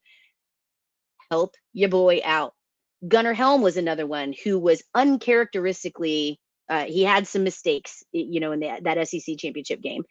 Be consistent, help your boy out, catch the ball. If the ball hits you in the hands, catch the ball. That's a key to the game for me too. And thirdly, Rocky, I think this lines up with yours pretty well too. Texas, if you're going to talk about it, be about it. If you're going to say you're all gas, no brakes, be all gas. Do not let up. I don't want to see that third quarter hesitation. I want Texas to get out early. I want them to be on the gas the whole time. I want this game to be boring as hell after halftime, right? By the time we get to the third quarter, I want Texas so far ahead that there's no hope of Arizona State catching up. I think those are my keys to the game there. All right. I have Arizona State will win this game. CB agrees with you. CB says hopefully Quinn doesn't have the standard first quarter interception, which he does in every game. All right, Arizona State. I have Arizona State will win this game if, one, Scadaboo has 150 plus all-purpose yards. I don't, like we mentioned earlier, they're going to try and run him down the throat, but also they're going to find strategic, exciting, clever ways to get him the ball in space. We know he does right now. He leads the teams in receptions now that their number one receiver's out. He can catch. They can find other ways to get him the ball. If he gets 150 plus all-purpose yards, they're controlling the clock. They're running their offense. They're staying on the field, all the things. So that's one way. Also, number 2 is if Texas can't get their own running game going, because we saw that last week. I said we got to get the running game going against Clemson because it opens up the entire playbook. And It did. We saw downfield shots from Quinn. We saw, that mid-range game. We saw some play action. All those things come from being able to run the ball in Sark's system. So if Texas can't get this run game going, and we just said their offensive line should handle that defensive line, if they can't establish the run, it could be trouble for Texas. And then the last thing I said, and this goes with why if Texas wins, they put them away. Arizona State wins if they can stay within one possession of this game, when a one-possession game. Into the fourth quarter, if it's a one-possession game, watch out, because we've seen them coming into these press conference, media days, all these things with so much confidence in their own ability. They ran through the Big 12 at the end of the season. They dominated the Big 12 championship game. They've got national attention for, individual performances, all those things. A lot of those players were in the Texas building and know what the system is like here, knows what it takes here, but they have confidence. If you let them hang around and don't kill their will back in the second quarter, that could come back to bite you, Texas. Get them out of there. Put them away. Don't let them stay in a one-possession game, because if Arizona State is in a one-possession game with all that confidence, all that swag and whatever, that could be trouble. Yeah, I agree with that. All right, my keys to the game for Arizona State upset here. First of all, and this goes right hand in hand with what you were saying, Rocky. Maybe we cheated off each other here for this one, but I put if Arizona State can keep within striking distance, that could be problematic for Texas. Don't let Arizona State has to keep Texas from going off to the races, right? Like I mentioned earlier, as a key for the Texas win, I want to see Texas put this away, be all gas. If Arizona State can somehow keep Texas offense from getting hot and running away early, there is an opportunity for Arizona State to sneak up and win this game. Again, you have that opportunity in the third quarter, like we've talked. Texas has been absolutely abysmal in the third quarter, getting outscored. I think the stat is 38-6 in the past 5 matchups. Texas has been outscored 38-6 in the past 5 matchups. That's a crazy number. That should not happen at the University of Texas. So if Arizona State can keep this game close, they have an opportunity to capitalize. If Texas shows up slow in the third quarter again, they have that opportunity to capitalize. All right. My number 2 is if Texas gets sloppy. Again, we're talking penalties here. We're talking not playing clean ball, not playing comfortable ball. If Texas gets sloppy, that is an opportunity for Arizona State to capitalize and jump in. So that's something that Texas really has to play clean. They have to play concise. Don't get lazy. We know you're a big favorite in this game, Texas, but you can't get comfortable with that. Play clean football. And number 3, this kind of goes hand in hand with my number 2, but if Texas isn't Texas, like I've mentioned throughout this broadcast, I just think this number 1 Texas defense is going to be too much at the end of the day for Arizona State to handle. I know that Scadaboo is an incredible player. I'm not taking it away from him. I know that Levitt has the ability to make plays, but you're talking 2 players against a whole team of badasses. I just don't think that Arizona State's going to have the power to outman, outspeed, outweigh Texas on the defense especially. So if Texas makes their own mistakes and plays uncharacteristic ball for Texas, especially on the defensive side, then Arizona State has a chance. So those are my 3 keys to the game. All right. I think that's what we were both saying the other day when we were kind of chatting about the game. Like, so many things have to go wrong for Texas. Quinn has to have a terrible game. They can't get the running game going. The offensive line is getting beat. The tight end isn't, affecting the game. The receivers are dropping the ball. All those things have to happen on the offense. Defense needs to miss tackles. The quarter, like so many things that they can't stop the run. They can't affect the pressure the quarterback. And they were up to about 40 sacks this year. Maybe they're not getting to the quarterback. All those things have to happen, we think, for Arizona State to pull off the upset. Texas has to not be Texas in any way. And even though they don't always have all those pieces firing, they usually don't have all the pieces firing, but they would really have to have no pieces firing, we feel, and just play a subpar game. And Arizona State really execute a really efficient game plan for them to pull off it's a big upset, 2 touchdown favorites. Right. Agreed. Yeah. I mean, I think a way of looking at that is for Arizona State to win this, literally they have to play above and beyond. Again, this is going to sound shitty, but it is what it is. Arizona State's going to have to play above and beyond their talent level at almost every position, at almost every level. And Texas is going to have to fail at literally every level for Arizona State to have that chance there. I don't think they're that bad, but no, there is a roster disparity for sure. But they've had more time to prepare for Texas. So, and they have a hot young coach that can scheme, not hot, like, you know what I mean? Like really happen and get going coach that can scheme some really exciting stuff. And they're going to, break some tendencies. They're going to show them some stuff we hadn't seen. They're going to try and get our little DBs twisted around, and we'll see. I don't disagree, but not for 60 minutes. Yeah, I think everyone has a plan until they get punched in the mouth, right? Exactly. And they're going to have pages and pages of plans, and they're going to have a big old Denny's menu full of plays to run, and then Benda's going to punch them in the mouth. I like it. All right, Rocky. Well, you ready for score prediction here? Yes. Are you ready? I am. Go ahead. All right, I'll go first. Like I said, I think this is all in the trenches. Texas has the size, the speed. I trust Sark in this bigger game. He's seen this stage more. I just think he's more experienced. I think the entire roster at Texas has experience. They were in the playoffs last year, the only team to return. They were just in this stadium competing for a conference championship a few weeks ago. This is not new. This is not new to them. They won a conference championship last year and smoked a team that is a lot like that Oklahoma State team last year, is a lot like this Arizona State this year. And they're even better this year. So I'm going a pretty solid win, and I haven't done this in a while, giving Texas a solid win, I don't think. I'm in the 44. Yeah, and pulling away. I'm in the 44-19 range. Woo! Woof. All right. I like it. I just think they're going to be too much, and they're going to get punched in the mouth, and let's see if they have a plan. Yeah, no, I agree. Look, I think this might be the first time that you have Texas scoring more than I have Texas scoring. I appreciate that. I respect that. Although I don't think our scores are very far off from each other. I have Texas winning this one 38-17. I just, again, Not far from what I have. yeah, I just don't think that Arizona State at the end of the day for prolonged periods of time is going to be able to overcome this Texas defense. Again, I respect Scatterbo. I know what he can do. He's an incredible back. I think Levitt has the ability to get things done, but I just don't see it happening. Again, with Texas understanding what ASU's game plan is, knowing that you've got to hone in on Scatterbo and limit Levitt enough.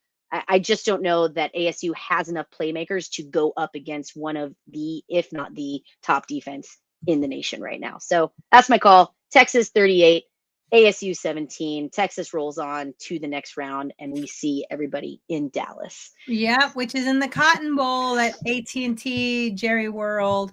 All right, AT&T Stadium. All right, so let's do quickly. We'll get to a couple of news, few notes about some of the Longhorns in the NFL. And the first one is actually heartbreaking, sad news. Jalen Ford, we know, linebacker. He was number 41 in Texas. He was injured with a lower leg injury. I talked to his mom, and she just said everyone keeps sending love and support to him, and he will be. The goal is to be back on the field next fall. And I just want to say, I know I love his mama. I love Jalen. They're just the Longhorn legends, right? And I was able to go to the game in the Saints game earlier this season, and we got to go on the field, and Jalen and the team, they were just wonderful, and we got to go down the field and take pictures. It was so fun and so cool. And so I just have a special place in my heart for Jalen Ford, and I was so sad to see that he was carted off. It was a special teams play against New Orleans.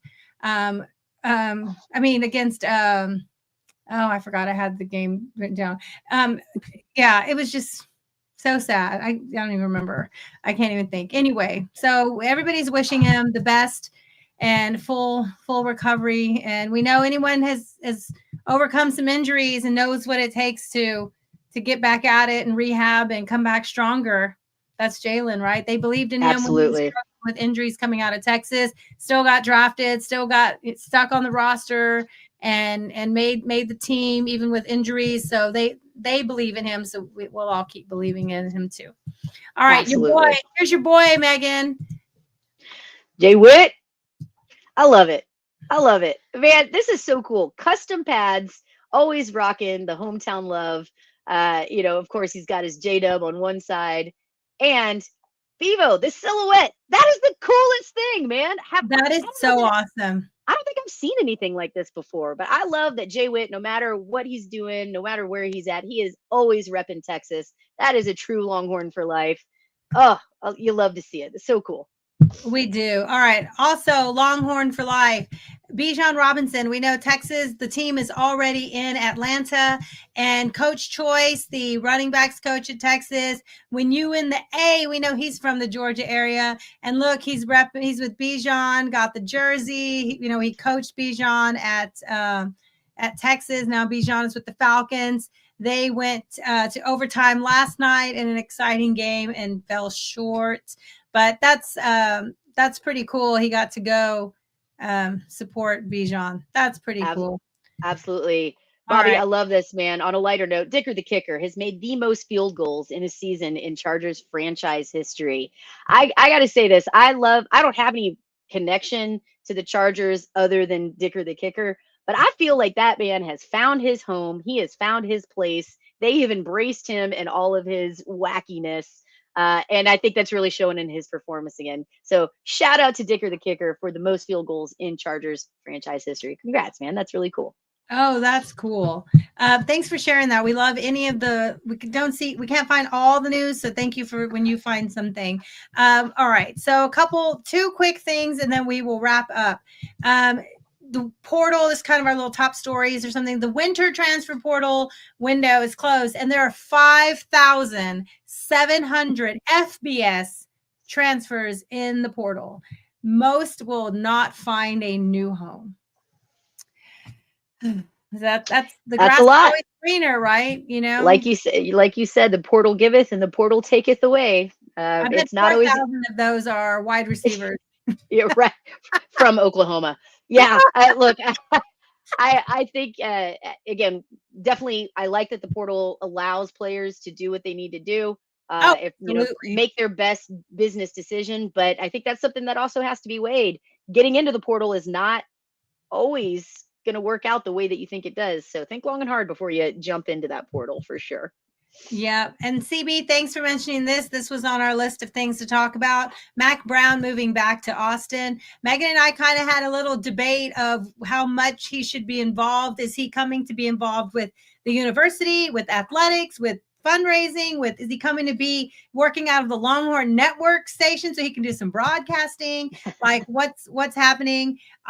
We had a little debate about this. I thought he should stay far, far away from the football program unless Coach Sark wants him there. Unless Coach Sark is begging for that distraction, then he should just hang around in the boosters and grab up some NIL money, like round up And some this money. is where you misunderstood me. I'm not saying that Coach Brown should be involved with the football team. I am saying I think Coach Brown has deserved an office in Belmont to be involved with athletics as athletics. Nobody glad hands and raises money better than Coach Brown. So exactly like you were just saying, Rocky, he should have the opportunity to Not with glad an hand. office. Yes, he should. To glad hand with the boosters, to glad hand with, of course, everything has to fall in line under CDC and under what Sark wants. But at the end of the day, Mac Brown knows how to raise money. There's still a lot of good feelings for him. He knows how to raise money. I wouldn't hate seeing Mac Brown out there raising money for Texas volleyball or softball or basketball. Oh, I just think anyone, he is. I anyone, just think he's earned the right to have an office in the Belmont working for athletics, not involved with football, but working for Texas athletics. But I think he's football earned that. is the big dog of It's athletics. part of it, but It's he's not going to be. part of it. It But is he's the not big dog. coaching the team. My God, you act like I'm saying he's going to go in. Football is the big dog of athletics, and No if it kidding. if it is 1% distraction to this direction of this program, he can just come to nice dinners. That's what I have to say. Yeah, All right. no distractions. But yeah, All North right. Carolina treated him so bad. He's moving back to Austin. Welcome back to Austin. He's a wonderful man. We love him, but also don't you distract what we got going right now. It's so special right now. You crack me up. I can't. All right, y'all. Distractions. Well, as always, we appreciate you being here. Please, we had some great conversation. We had some Tide fans in here. We had Oregon fans in here. Look, we appreciate everybody being a part of the conversation. If you have the opportunity, please give us a like and subscribe. We are at Fire the Cannon podcast on YouTube, and you can find us on Instagram and Twitter, although admittedly, we're not as active on Instagram as we should be. We are at Fire the Cannon and the #1 on both of those platforms. So as always, y'all, we're going to sign off. We thank you for being here. I'm Megan. I'm Rocky. And we are Fire the Cannon. Hook 'em, y'all.